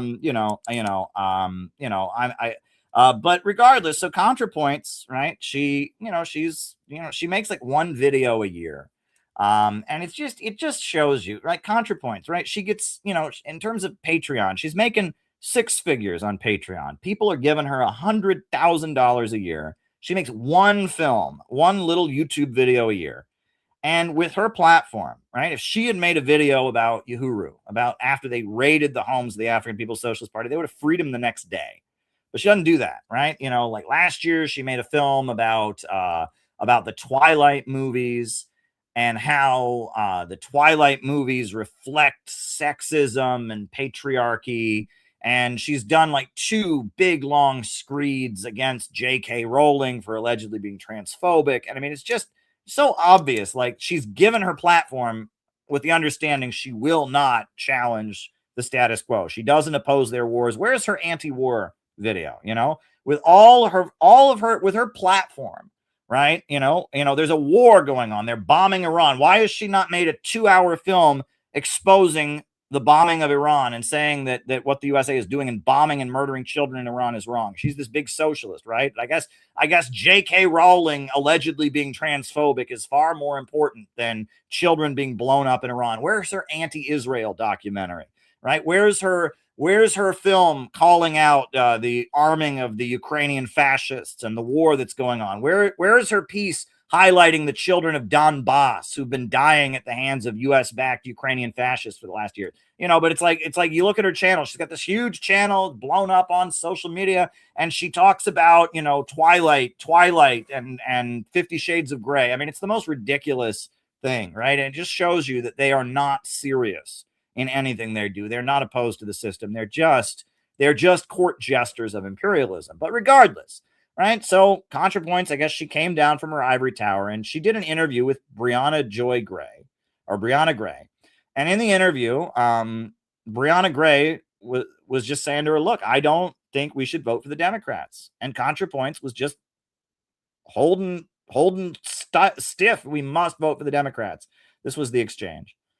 Some point, Natalie, like at some point, I mean, is there anything that Democrats would do that you would say, if Donald Trump, if the 2016 version of Donald Trump were running against the 2024 Donald Trump on the Democratic ticket, would you say that we should vote for 2016 Donald Trump because his first term was better than his second term? Okay, I mean, so I joke about like how I would vote for Satan to stop Donald Trump. There probably is a line. I've yet not found it yet of like what like moral depth to which I would stoop to stop Donald Trump. So what does that mean? Yeah. And so play that out for me. Everyone always asking me to play out my plan.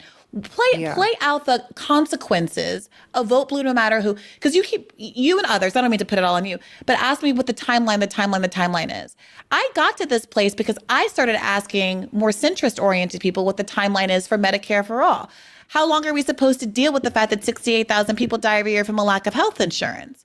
What's the timeline on that? And I had people come to me who were Medicare for All activists in the state of California, who were Bernie's Medicare for All czar, and their plans were minimum 20-year time horizons, saying that, well, the argument that was made to me was Gavin Newsom was going to get Medicare for All in the state of California, that he was going to become president, and that he was then going to bring Medicare for All to the entire country.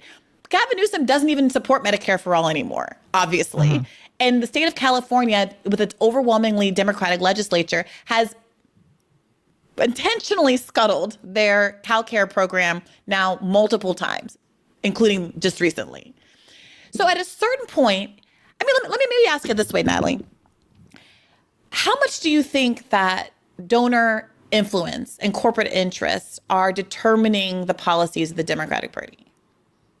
Well, they certainly have some effect. I think I maybe don't think they have quite the level of effect that you do, because yes, they have some effect, but they also, like, at the end of the day, do still need to get elected, right? So I don't think there's an infinite like capacity for corporate influence. Like, there's a limit to how far you can push it where people will stop supporting you.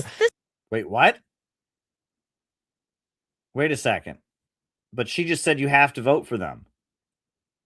She just said you have to vote for them no matter what. So what?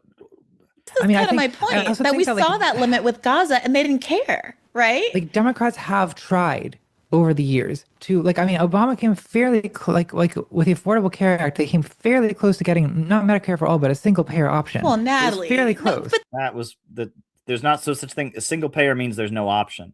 There's no such thing as a single payer option, right? And that is not true at all. The Affordable Care Act was a disaster. I mean, the only thing it did is get rid of blocking people over pre-existing conditions, but in every other way, it made the price of healthcare go up. I mean, the Affordable Care Act, Obamacare, has been an absolute disaster. And the idea of a public option that would compete with private insurance companies and force them to drive their prices down, that's not single payer, right? That is just, it was the idea there would be a government insurance plan that would compete with private insurance plans. And he got rid of that, like, immediately. Being shot down by Joe Lieberman. Okay, but, like, why is it, Natalie? We know how slim the Republicans' margins are right now, right? Yeah. And yet they managed to do everything in the world. Why is it that Barack Obama had a supermajority? When we say it was scuttled by Joe Lieberman, we're saying that he was the 60th vote in a supermajority. Yes. And why is it that it seems to be the case that Democrats are always 1 or 2 votes shy from doing the thing that 75% of the country wants them to do, but Republicans always manage to push through the thing that only 20% of the country wants them to do? Well, do you really think that, like, Nancy Pelosi, for example, didn't want single payer? Like, I think that she did. Yes. Like, yeah, Nancy Pelosi said over and over and over again that she didn't want single payer. She was opposed to it. I think. Yeah, I mean, and it's like, you look at that, like, there's just so much, like, lack of comprehension of reality. Look, when it really gets down to it, and I have pointed this out, that the Democratic Party establishment and the left voices that they have inflated, they don't want to talk about economics, and they don't want to talk about ending the wars. They want to talk about transgender bathrooms. They want to talk about, who's a big fat racist this week, who's a big fat sexist this week, the war on women. They don't want to talk about working families. They don't want to talk about the wars that are waged to defend the power of the big monopolies. They don't want to talk about our civil liberties being taken away. They want to wage a culture war against conservatives. That's all they want to do, right? And it's the whipsaw, right? It's the whipsaw, right? They want to get us in a situation where the red states versus the blue states, where we're fighting each other, and the 1% and the ultra rich sit back and laugh and laugh and laugh behind the scenes. That's what they're trying to do. And that's what we really need to understand. And that, so AOC, if AOC was a genuine populist, she would be reaching out to Marjorie Taylor Greene right now, like Ro Khanna is, right? Ro Khanna called for a real populist movement. Right. If AOC was a genuine fighter against imperialism, she would be willing to work with people she disagrees with to stop genocide in Gaza. She'd be more concerned about opposing Israel than about whether or not other people who oppose Israel are politically disagreeable. So I don't know. That's what I got to say about that. I also wanted to say, yesterday was Victory Day. And I did on yesterday, Victory Day, I did do I showed you all, I did a report, on the motorcade that happened in Brooklyn.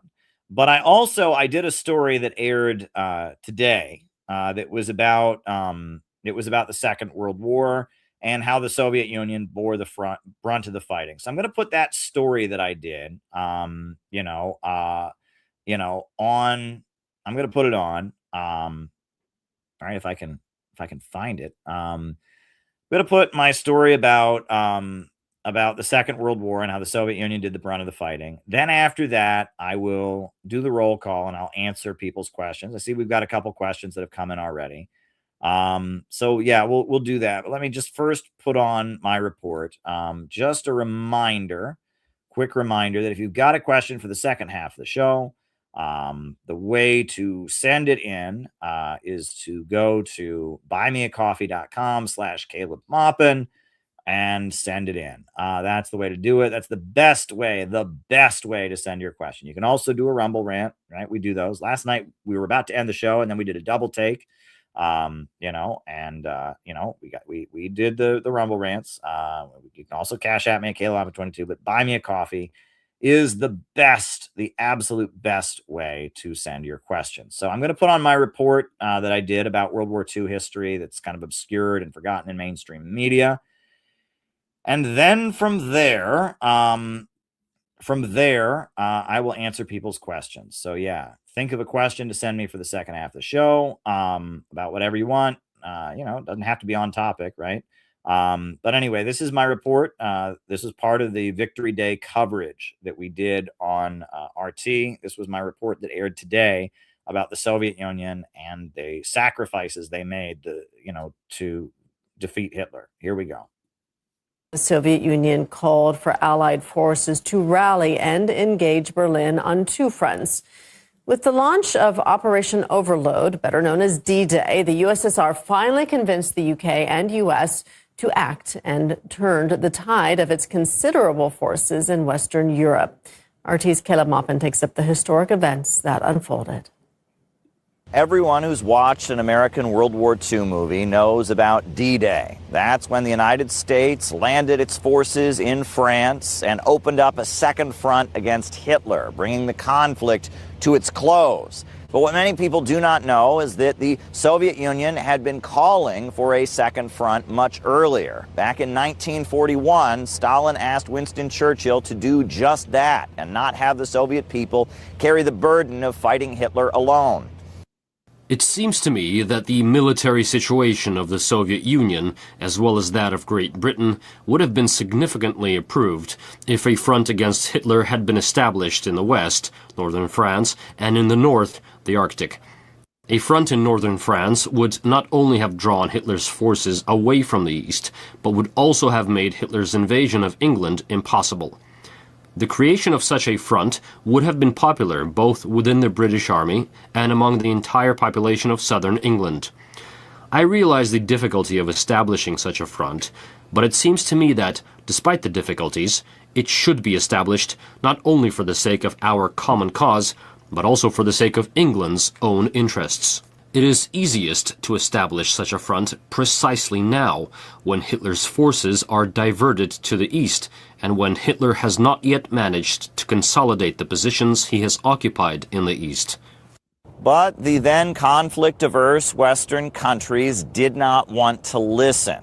The Soviet Union was forced to battle against Hitler without their support, and casualties were massive. Over 3 million Soviet citizens died fighting Hitler in 1941. The Nazis utilized a strategy of mass slaughter of civilians. In Baba Yar, over 33,700 people were killed in just 2 days. The Baltic states, Belarus, and Ukraine were occupied. The siege of Leningrad began. The Nazis had planned to carry out mass slaughter of civilians and use starvation as a weapon from the beginning, displaying a ruthlessness rarely seen in human history. Stalin once again called on the Allied powers to open up a second front, but the British refused. It will be readily understood that the British government's refusal to open a second front in Europe in 1942 delivers a moral blow to Soviet public opinion, which had hoped that the second front would be opened, complicates the position of the Red Army at the front, and injures the plans of the Soviet High Command. In 1942, again, no second front. Now, in the 1942 siege of Leningrad, mass deaths were caused by starvation. You also had entire villages being exterminated as collective punishment for acts of resistance. Now, Stalin argued that the only logical move was opening up a second front and having the Allied countries do their part in the fight against Hitler. But at a conference in Casablanca, the Allied countries gave only a vague message. We believe these operations, together with your powerful offensive, may well bring Germany to her knees in 1943. Every effort must be made to accomplish this purpose. Our immediate intention is to clear the access out of North Africa and set up the naval and air installations to open 1. An effective passage through the Mediterranean for military traffic, and 2. An intensive bombardment of important access targets in southern Europe. So what happened next? Mr. Churchill also informed me that the Anglo-American operation against Sicily is scheduled for June. Despite the importance of this operation, it will certainly not replace a second front in France. But I, of course, wholeheartedly welcome the planned acceleration of its implementation. Since Soviet troops have spent the entire winter in the most intense fighting and continue to do so even now, and since Hitler is undertaking a major new effort to rebuild and expand his army for spring and summer operations against the USSR, it is particularly important to us that the strike from the West not be delayed any further, that this strike be launched in the spring or early summer. The Allies decided to drop forces into Sicily, an island controlled by Axis power Italy. Now, that was technically moving against the fascists, but it didn't help the Soviet Union very much. What was needed was a second front on the European mainland. Stalin once again voiced his outrage about the Soviet Union being left out to dry against the Nazis. It appears from your communication that the decisions run counter to those reached by you and Mr. Churchill earlier this year concerning the date for a second front in Western Europe. Now, in May 1943, you and Mr. Churchill have decided to postpone the Anglo-American invasion of Western Europe until the spring of 1944. In other words, the opening of the second front in Western Europe, previously postponed from 1942 to 43, is now being put off again, this time till the spring of 44. Your decision creates exceptional difficulties for the Soviet Union, which, straining all its resources for the past 2 years, has been engaged against the main forces of Germany and her satellites, and leaves the Soviet army, which is fighting not only for its country, but also for its allies, to do the job alone, almost single-handed, against an enemy that is still very strong and formidable. No second front in 1943, and 2,300,000 Soviet troops killed in action. Now, the Allied countries finally did move in 1944 with D-Day, but at that point, the Soviet Union had already turned the tide at the Battle of Stalingrad. It was the Soviet people that bore the brunt of the fight against Hitler. That's something obscured from American narratives. Take, for example, Donald Trump's recent congratulatory statement. On this day in 1945, America and Great Britain had victory over the Nazis. As we celebrate VE Day, we will always remember our greatest generation. America's spirit will always win. In the end, that's what happens. No other country sacrificed as much as the Soviet Union in the fight to defeat the Nazis. The large number of lives lost, the extreme suffering of the population, this is all a historical reality. But the Western countries that went on to form NATO are just not comfortable acknowledging this. It doesn't match the hate Russia narrative they love so much in recent decades. Caleb Maupin, RT, New York. Do stay with us here on RT International. Yeah, that was my report. So anyway, yeah, that was an important thing to remember. Last night we did a whole stream with the Victory Day parade and ceremony, and yeah, you know, we're fighting an uphill battle, but we're doing the best we can. Dare to struggle, dare to win. All right, everybody, names and locations. I will call you all out as I see you. Then after the roll call, I'll start answering questions. So names and locations. And then if you got any questions for me to answer in the second half of the show, go to buymeacoffee.com and send them in. Buymeacoffee.com/Caleb Maupin. That's the best way to send your questions. So names and locations. Who is with us tonight? We got John McCarthy in Chicago. Good to see you, John. We got Fakibuku in Montreal.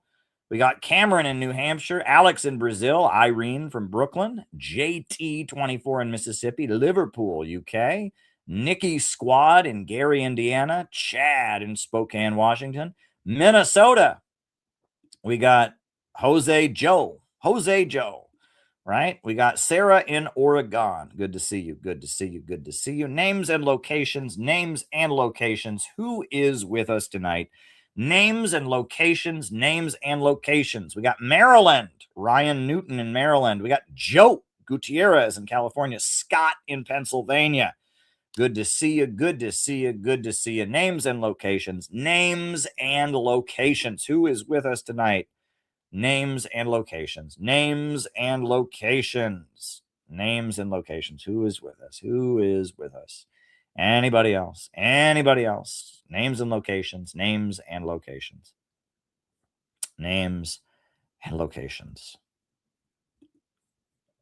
Yeah. Well, I am going to answer people's questions. We've got 3 buy me a coffee questions that have come in tonight so far. We're going to start answering them. I know there's probably going to be a couple more names here that pop in. I don't know why it's like that. StreamYard, when a bunch of, messages come in, it like takes them in, so it'll be in a second here. We'll get a few more that'll come in. But yeah, so we're going to start answering questions. Now, the first one was from John McCarthy, and he brought my attention to Ro Khanna had an interesting exchange with Donald Trump. He said, Trump's second attack of the day on me. This is why I go on Fox. This is why I talk about an economic agenda to build steel and ship and battery plants and hollowed out communities. This is how the Democrats will win and unite the country. So Donald Trump unloaded and called Ro Khanna a sleazebag, a wolf in sheep's clothing, lie, and lie again. What in the world?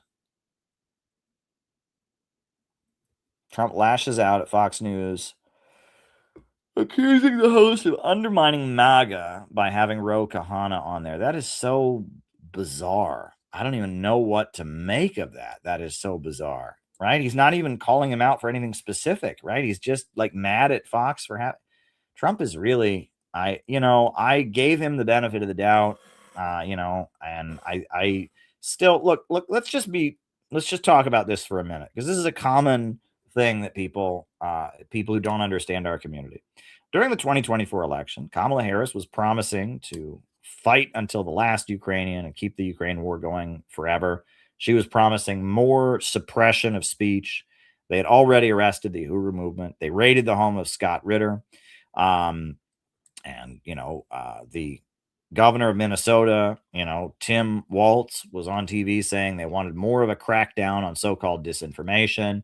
And if Kamala Harris had won the election, there would have been a popular mandate for continuing the war in Ukraine indefinitely, for cracking down on the free speech of Americans who question foreign policy.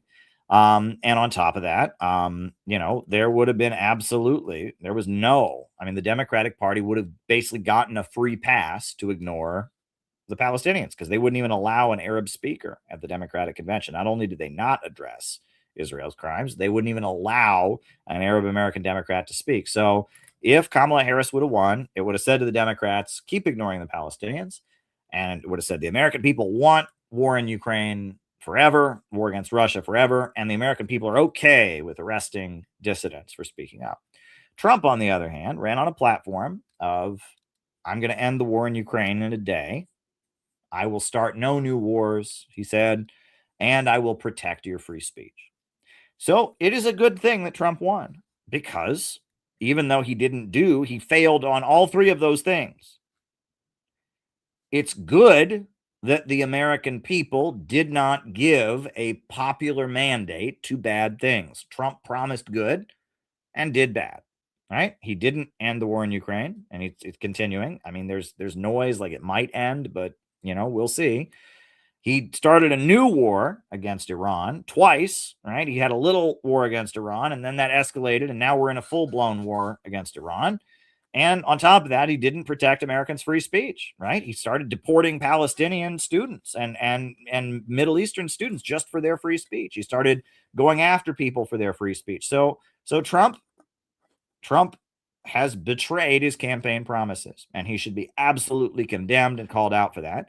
But it's still a good thing that he won, because if he had won, it's better that the people vote for peace and get war than the people vote for war and get war, right? Because at least if they vote for peace and get war, there's a public registration that they're against it. And that gives us a basis for doing it. And during the 2024 elections, we did something very important, which is we launched our Peace MAGA campaign, and we boosted the anti-war aspect of Trump's campaign brilliantly. And our banner was in USA Today. We were featured. I was quoted in New Yorker magazine. We were out in front of Trump Tower. We were out in front of New York Public Library. We were out in front of Madison Square Garden. And we amplified the peace messaging of Trump's campaign. It was a brilliant thing. When Tucker Carlson was on the stage in Madison Square Garden, when Tulsi Gabbard and Marjorie Taylor Greene were on the stage in Madison Square Garden, we were outside with a banner that said, "Only peace can make America great again." And then when Trump betrayed his promise and launched this war in Iran, Joe Kent, the U.S. counterterrorism director, resigned. Tucker Carlson has thunderously spoken out against it. Marjorie Taylor Greene. We amplified the peace message in the Trump campaign. That was the right thing to do.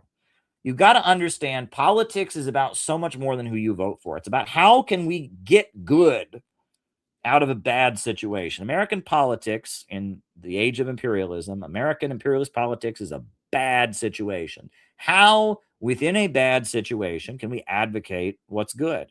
And we did exactly the right thing. We did not endorse Trump. CPI does not endorse any candidate. Some people in our group voted for Jill Stein. Some people in our group voted for Trump. Some people in our group probably voted for Gloria La Riva or PSL. I don't know, right? But we do not endorse any candidates, right? I personally felt it was good that Trump won the election. I felt that Kamala Harris was the main danger. And, I still think, as bad as Trump has been, it would have been worse if Kamala Harris had come in and done the exact same thing and then been able to say, look, all the American people agree with me in doing it, right? And she would have done the same thing. So we got to be clear about this, right? They've edited one of these fake Wikipedias to claim that I denounced communism and joined the movement of Donald Trump. That's not ever happened. That never happened. That's defamation. That's a lie. We do call ourselves innovationists, and we don't identify with communism as a label anymore, but we never joined the movement of Donald Trump. Like, no, and there's just, and they've also claimed weird things that, like, I dress like Benny Hinn and that we're all Pentecostals now or something. They just lie about us, right? And these fake Wikipedias that they make, they're set up because you can't sue them, right? You don't know who made it. Anyone can edit it, and there's a lot of defamation of me out there. And that, look, listen to this channel. If you like what you hear, stick around. If you don't like it, don't. But there's a lot of guardrails put up to prevent people from listening to me by just completely misrepresenting what I stand for. And this has been going on for decades. First, I was a white supremacist. He's secretly a Nazi pretending to be a communist. That was what they've said for a while. And, and then, when the billionaires thing, and there's just been so many defamations. Now we're a cult, and now I'm a rapist, a pedophile, a Nazi. I'm every evil thing you ever heard of. And people meet me and they're just like, wow, Caleb is Caleb. And I am. That's who I am. I'm Caleb. And that's the thing, is that we're building a real organization. We're not building a Google organization. We're not building an online internet fandom. And it's we just got to organize. So yeah, that's kind of where things are at. I guess I wanted to throw that out there. But yeah, I mean, Trump is like, why in the world is he attacking Ro Khanna about building ships? Like, what in the world is that? Thank you for drawing my attention to that. Trump is, I said this stream is about AOC crashing out, which she is. Oh, I didn't get to my point. I never made my point about AOC. I never made my final point about AOC. Wow. So we're going to make the final point about AOC that I never made. Folks, I think AOC could be the next president. And I'll tell you why. I think that AOC could be the next president because of the reason that Trump won the 2024 election was because he had the podcast charm. Kamala Harris looked like a robot. Kamala Harris was just incapable of being charming. And it used to be all politicians had to do is give their speeches. All politicians had to do is look good for 2 minutes on television when they're being interviewed. That's not the case anymore. And the reason that Donald Trump won the election is he went on the podcasts. He did the podcast circuit, and he came across as a charming, real person in the podcast. He came across as a likable, vulnerable, real person. Talked about his family. Trump came across great in the podcasts. Kamala Harris did not. Right. And the Oprah interview with Kamala Harris was the moment where it was like she had no chance. I mean, it was just Kamala Harris was such a fucking robot. She just is so manufactured. Well, I'm telling you, all those clips I showed tonight of AOC, they said to me that AOC has what Trump had, the podcast charm. And that's what makes me think she can win. Not only is she a shill for the establishment, not only is she approved, brought and paid for by the Israel lobby, bought and paid for by the big banks and the hate Russia war machine. But on top of that, AOC is charming. She comes across as genuine. She's charming when you actually listen to her on, she seems like a real person that you'd like to, spend time with in the same way Trump did. She's got the podcast charm, which Kamala Harris doesn't have. And so I think actually, they did ask her, I think I have that clip too, right? They did ask her about her presidential aspirations. And she gave a non-answer. It was kind of a demagogic answer. I'll show that part. Yeah. But last thing before we go to the students, because I would be drawn and quartered if I did not say this. There are a lot of people who would like you to run for president in 2028.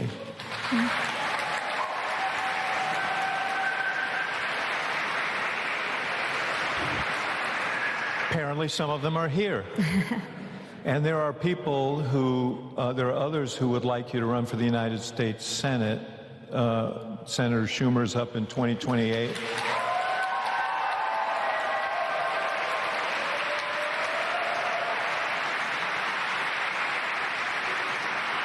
I don't know. It sounded like even more. Should we do it? To New York or to other parts of the country? How many would like AOC to stay in Congress? See, they want you to make a move. Yeah. What say you about all of this? It's funny because in this op-ed that Jeff Bezos paid for in the Washington Post, there was this line that you had mentioned earlier about, well, as a potential 2028 contender, XYZ. And in the context of that, it was very clear this was a veiled threat, right? So it was the elite saying, if you want this job, you just stepped out of line. And we want you to know where the real power is. And it's in the modern day barons who own the Post and own the algorithms, and we'll make an example out of you. And what's funny about that is that they assume that my ambition is positional. They assume that my ambition is a title or a seat. And my ambition is way bigger than that. My ambition is to change this country.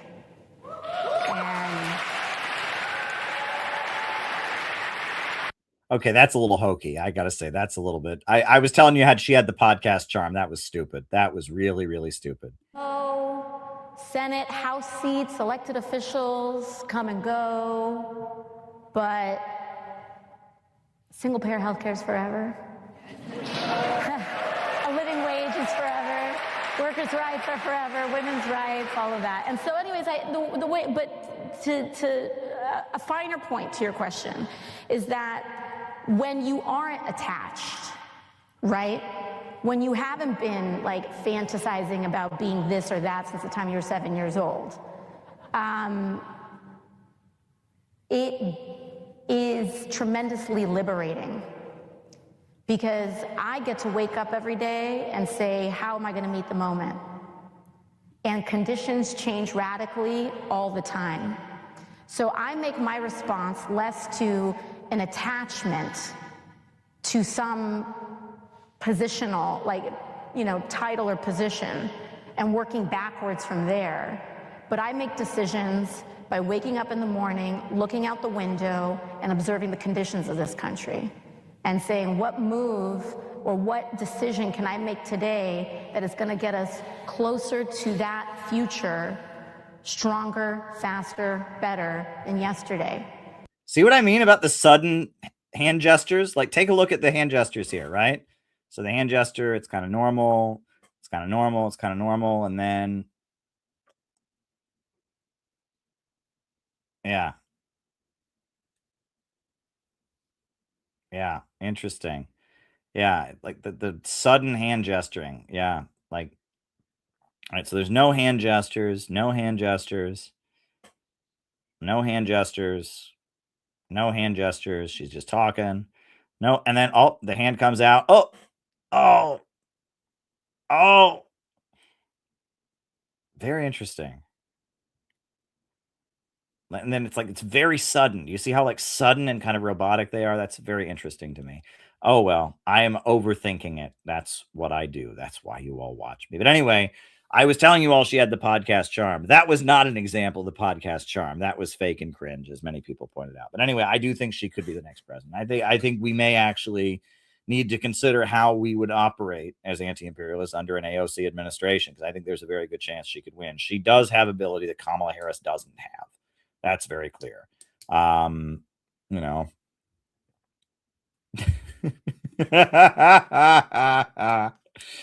you're making me laugh. You're making me laugh. When she was a waitress, did anyone ever get what they ordered? Bump. That's good. Years ago, there was a couple friends of mine, and there was a door that they had that got stuck. They said you have to use a credit card to unlock it. So I took my credit card out and I stuck it in there, and we got the door unstuck. And I said, now, does it work if it's maxed out? I thought that was pretty good. Does it still work, right, if it's maxed out? But anyway, so that was a good point that John made. So then Richard said, why didn't Venezuela resist on the scale of Iran?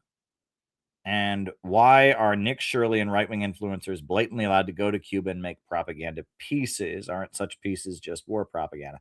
I don't know who Nick Shirley is. I'm a little bit out of touch with my right-wing influencer crowd. So I don't even know. I assume one can go to Cuba as a tourist, right? But I don't know. I have no idea. I don't know who Nick Shirley is, but you're telling me that there's people going to Cuba, and I think maybe, when people go to Cuba as a tourist, they're able to get away with stuff. I don't know. Right. I mean, if you were there on some kind of diplomatic visit, or you were there like as a guest of the government, one wouldn't be able to do stuff like that. But maybe if you're like, just going to the beach or something, I don't know. I have no idea.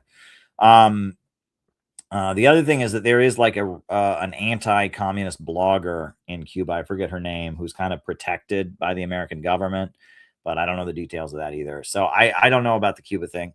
As far as Venezuela, well, the reason they haven't resisted like Iran did is that, they're not being bombed. I mean, they kidnapped the president. That's it, right? They didn't do they didn't unload on the country with cruise missiles. The country is not being, carpet bombed. It's not war necessarily. I mean, they had their president kidnapped, and it was quite a violent operation. There were like 100 people killed when they kidnapped Maduro. There was a death toll, but it wasn't. They're not facing the same kind of onslaught. And look, I have talked to Venezuelans, and that, it's not, there's a layer of people that are saying, oh, it's over, and it's not over, because the Venezuelan government is still intact, because the Venezuelan communes are still in effect. Like, that nothing's been dismantled in Venezuela. They're selling, their ability to sell oil internationally is being restricted, and the USA is lifting sanctions, but the state-run economy is still largely intact. The Bolivarian apparatus is being intact. So there's a layer of people that are like, oh, it's over. They've had a counter revolution. They have not done that because the property hasn't changed. The economy hasn't changed.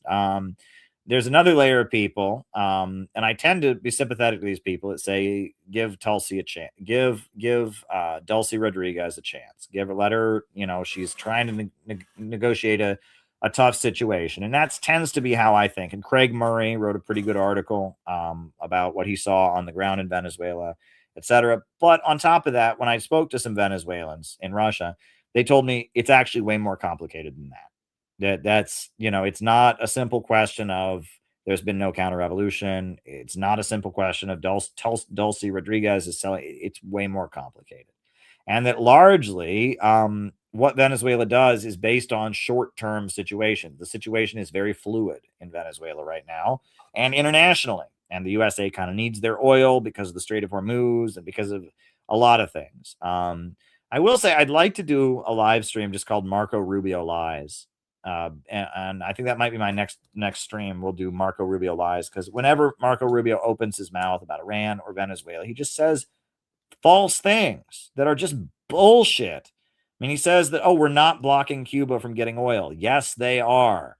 It's unbelievable. And like Marco Rubio just lies. I mean, it is just infuriating to watch the U.S. Secretary of State say untrue things and just pander to this dumb, oh, communism bad. It's like, okay, but you're saying false things. They are blocking Cuba from importing oil, and he says, no, all their problems are just because communism bad. And there's a bunch of conservative people who are like, yeah, communism is bad. Well, even if that were true, they are still blocking them from getting oil. Like, it's just really, really obnoxious. But anyway, all right. So the next coffee question we got is, what you need to understand is that all economic systems naturally develop, evolve, and die.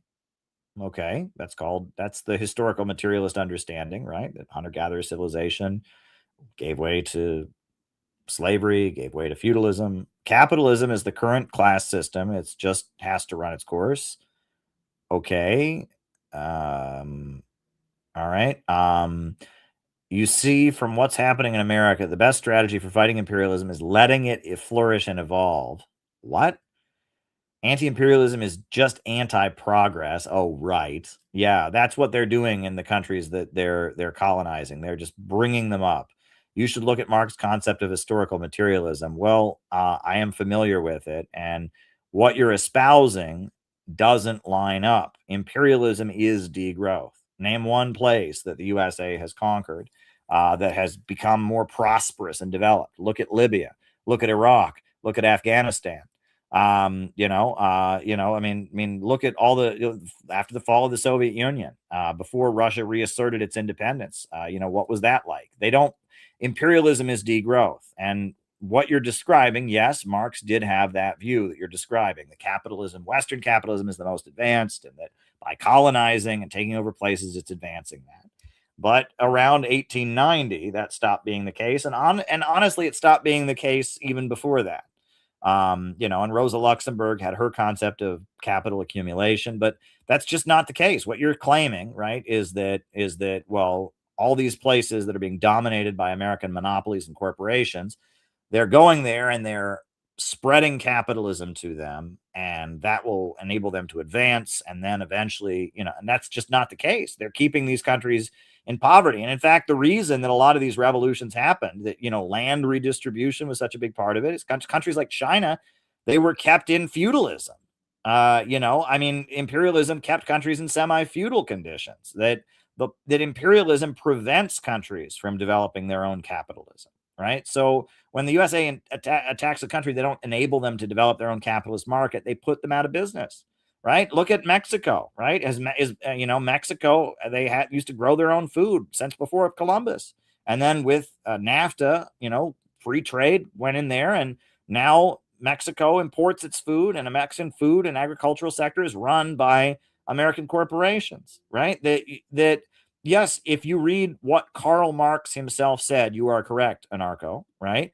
But there's a reason that Lenin came along. Right. And I just go watch. I did a slideshow on this channel called From Marx to Lenin. right? And the classical Marxist view, which is that capitalism in the West is the most advanced and that the revolution will happen in the Western, that never happened. And that there's something fundamentally wrong with that. And that Lenin came along and explained that capitalism entered its monopoly stage, and that, I don't pretend to be a classical Marxist. I'm not, right? And that, historical materialism has a lot of, the narrative of historical materialism, understanding how human society develops, has a lot of truth in it. But also, capitalism has entered the monopolistic stage of imperialism, and the economics of imperialism are not widely understood. The problem is, the reason we talk about globalism / imperialism or imperialism / globalism, because if you just say imperialism, people think of this woke thing. And that's probably what he's thinking of when he's saying anti-imperialism is anti-progress. He thinks, like, and what most leftists think, right, is that it's Avatar. That imperialism is when you have these beautiful people who live in the woods and are magical and talk to spirits and beat on drums and are just magical and mystical and talk to trees and whatever. And then the white man shows up with his, tractor and brings in modern electricity, and the beautiful people in their songs of peace are crushed that's wrong. That narrative is wrong. Anti-imperialism is a demand for development. That's generally what it's a demand for, is that these countries have been kept in poverty, have been kept without technology, right? Go to big chunks of Honduras right now. They don't have running water. They don't have electricity. The people there don't even speak Spanish. They speak indigenous languages, right? They've been kept in underdevelopment. And the revolutions that happen, they build, right? Gaddafi built Libya up. When Gaddafi broke Libya out of imperialism, he didn't get rid of all the electricity and they went back to being beautiful native people who sang. No, he built the world's largest irrigation system, the Great Man-Made River. He wiped out illiteracy. The revolutions are to build. So yes, if you listen to your typical leftist, the way they talk about imperialism is this silly Dances with Wolves Avatar narrative where growth is bad. And I understand why you might say, well, that's not what Marx said, and you're right. But the battle against imperialism is a battle of countries to have growth, to build themselves up, and that's what I've spent all my time writing about. And that's what the so-called woke left doesn't understand. They don't understand that imperialism is largely about countries being prevented from developing their own industries and developing their own economy. So that's what you need to understand there. The popular conception is what you're arguing against. All right. So Penny sent a bunch of videos for me to show about Burkina Faso, and then we'll start to wrap this up. So we got, if anyone has any more questions, now is the time to send them, because it's getting late. I've got stuff to do. I've got, looks like I'm going on the radio tomorrow and I'm doing all kinds of stuff. But yeah, if you got any last minute questions, go to buymeacoffee.com and send them. Penny sent me 3 videos she wants me to show about what's going on in the Union of Sahel States. But yeah, if you got any questions, buymeacoffee.com/Caleb Maupin. Now is the time to send them. The hour is getting late and we're past the 2-hour mark. So, all right, Penny sent me a video about Ibrahim Traore's prison reforms. So we'll put that on. She sent me 2 other videos to show about the Union of Sahel States. So we'll put those on, about what's going on in the Union of Sahel States. Very important stuff. Very, very important stuff. And then if there's no other questions, if no one goes to buy me a coffee and asks me more questions, then we're done. So yeah. Well, first we got Ibrahim Traore's prison reforms.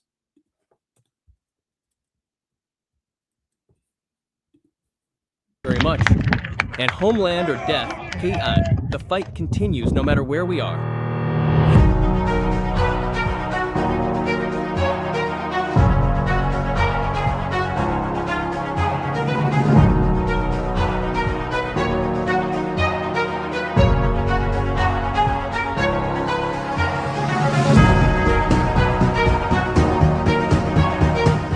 I am very happy to come and say hello to you this morning.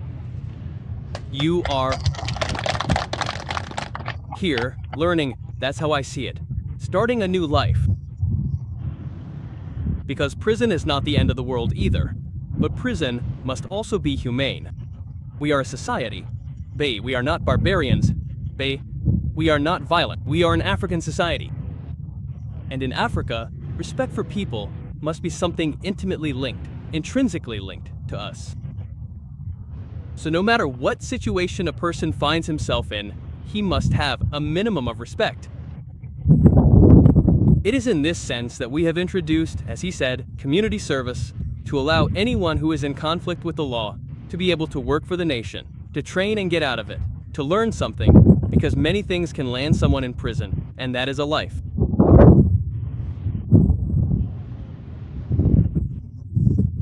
It can very often be poverty that can lead someone to do things that go against their own values. You can just borrow money from someone, but you can't pay it back. They'll summon you, it'll go far, and then you end up in prison. It doesn't mean that you don't have the will to pay it back, but you don't have the ability to do it. So the laws and other things that we vote on, fighting, and we are currently fighting to have everything translated into our languages, so that you can understand can lead to conflicts with the law through ignorance and not know how to take action and end up in situations like that. And so every situation is a lesson. The life you lead is a lesson for everyone. And when you get out of here, no one can claim to have lived the experience that you have lived. And we don't want our prisons to be like those of the imperialists here. We have decided to humanize our prisons. Consequently, we began by using the sample here, so that you could learn, acquire new skills, and contribute to society. Tomorrow, you will be entrepreneurs yourselves, and you will be able to farm, and that it benefits everyone. Secondly, we will put all the conditions in place, so that in case someone finds themselves in a situation that is not what we saw before. That's why we decided to build buildings, the healthcare system, everything there is everything there is, we will try to improve so that it becomes a place of learning. There we go. That we correct ourselves. That we can fix our mistakes when we are in these situations. We will also reduce the number of prisons in Burkina, that's for sure. We will reduce that a lot and concentrate it in areas like this. Production areas where people will learn a lot of things. That's agriculture, but there are many other things that you learn. It could be in mechanics and many other things. So this is to tell you that there is no need to lose morale here. You are learning to learn, and when you leave, the ministry will do everything to support you, so that you will be model citizens of tomorrow. You can advise someone better than anyone else. That is certain, because the life you live here, what you have experienced, Hunjo, you can advise young people better than anyone else on this earth. So good luck to you. I hope you will take care of yourselves and of everything around you here, and continue to advise yourself and all those who will join you for community service, so that you can advise them, and that everyone can learn above all, and that you will emerge as a model in our society. Thank you. Good luck. May God keep you all in very good health, and may we meet again inshallah very soon, telling each other that this person passed through Baporo, and this is his company. Okay. There you go. Thank you very much. Homeland or death? That sounds like the right attitude toward prison. The attitude should be that, that we take the people who've done these things and we make them into people who wouldn't do such things, right? It's not just to make them suffer, right? The idea is that, that you cure the problem of society having individuals that do such things. So that sounds great. And I mean, that's just another great example of Ibrahim Traore. So yeah, as I said, final call. If you've got any questions, last minute questions here, if you got any questions, now is the time to send them. I got one more video. I thought it was two, but she sent it twice. Penny sent it twice because she wanted to send me the correct sound thing. So if you got any last questions for me, buymeacoffee.com/Caleb Maupin. That's the way to send them. So yeah, we'll put on, this is about urban greening, the urban greening efforts of the Union of Sahel States.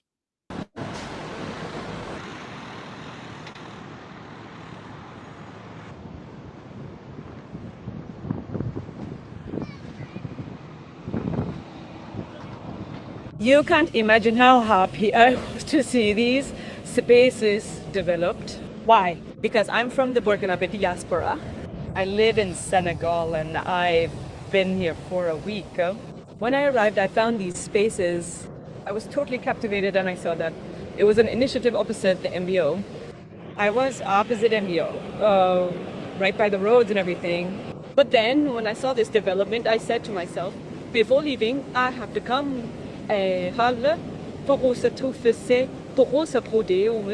So for me, it's an initiative that has a great impact. You know, when your eyes get used to seeing what's beautiful, your life actually becomes even more enjoyable. So I think that in that respect, it's really encouraging. You saw with the Waga 2000 interchange, with the development that was done, people come to take photos. So it changes the environment a bit. Otherwise, before it was Red Earth. There was nothing special, but now it's beautiful. There's a microclimate there, and we need all that. As a Sahel country, environmental thinking is key when heat waves ramp up, right? The ecological reflex must be the most widely shared thing.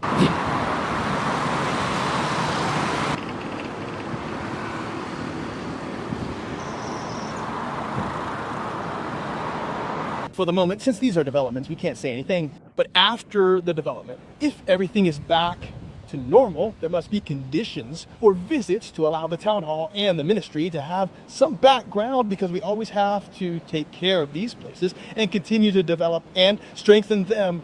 That's a general overview of what I can give as my point of view on this. And I would like to thank the municipal authorities in any case, because I see, how shall I say, trash cans that they have put everywhere so that we don't dirty these places. It's welcome, but it has to be structured, well coordinated, well oriented, so that when we arrive, we feel that these are places of rest. Everyone can come and sit down from such and such a time, have a drink, but these are not places where we feel that it's good.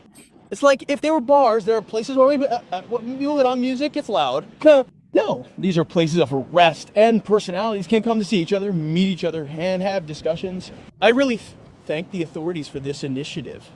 We are really, really happy. It allows us to, in any case, it's a place to relax first and foremost. And in any case, it really develops our tourism in Burkina Faso. You also in Burkina Faso. So now we are very happy and delighted.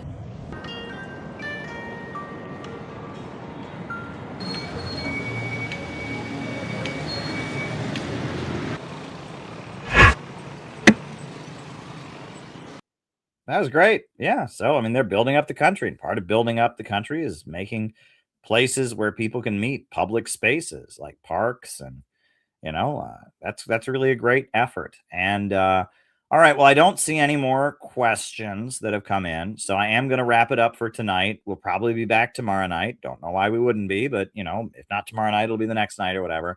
But thanks, everybody. Make sure to tune in Tuesday for the Juche study group. So we're going to put on the closing music, and we'll be back. We'll be back soon. Stay strong. New upsurge in the struggle against U.S. imperialism is now emerging throughout the world. Ever since World War II, U.S. imperialism and its followers have been continuously launching wars of aggression. But the people of various countries have been continuously waging revolutionary wars to defeat their aggression. And while the danger of a new world war still exists, and the people of all countries must get prepared, revolution is the main trend in the world today.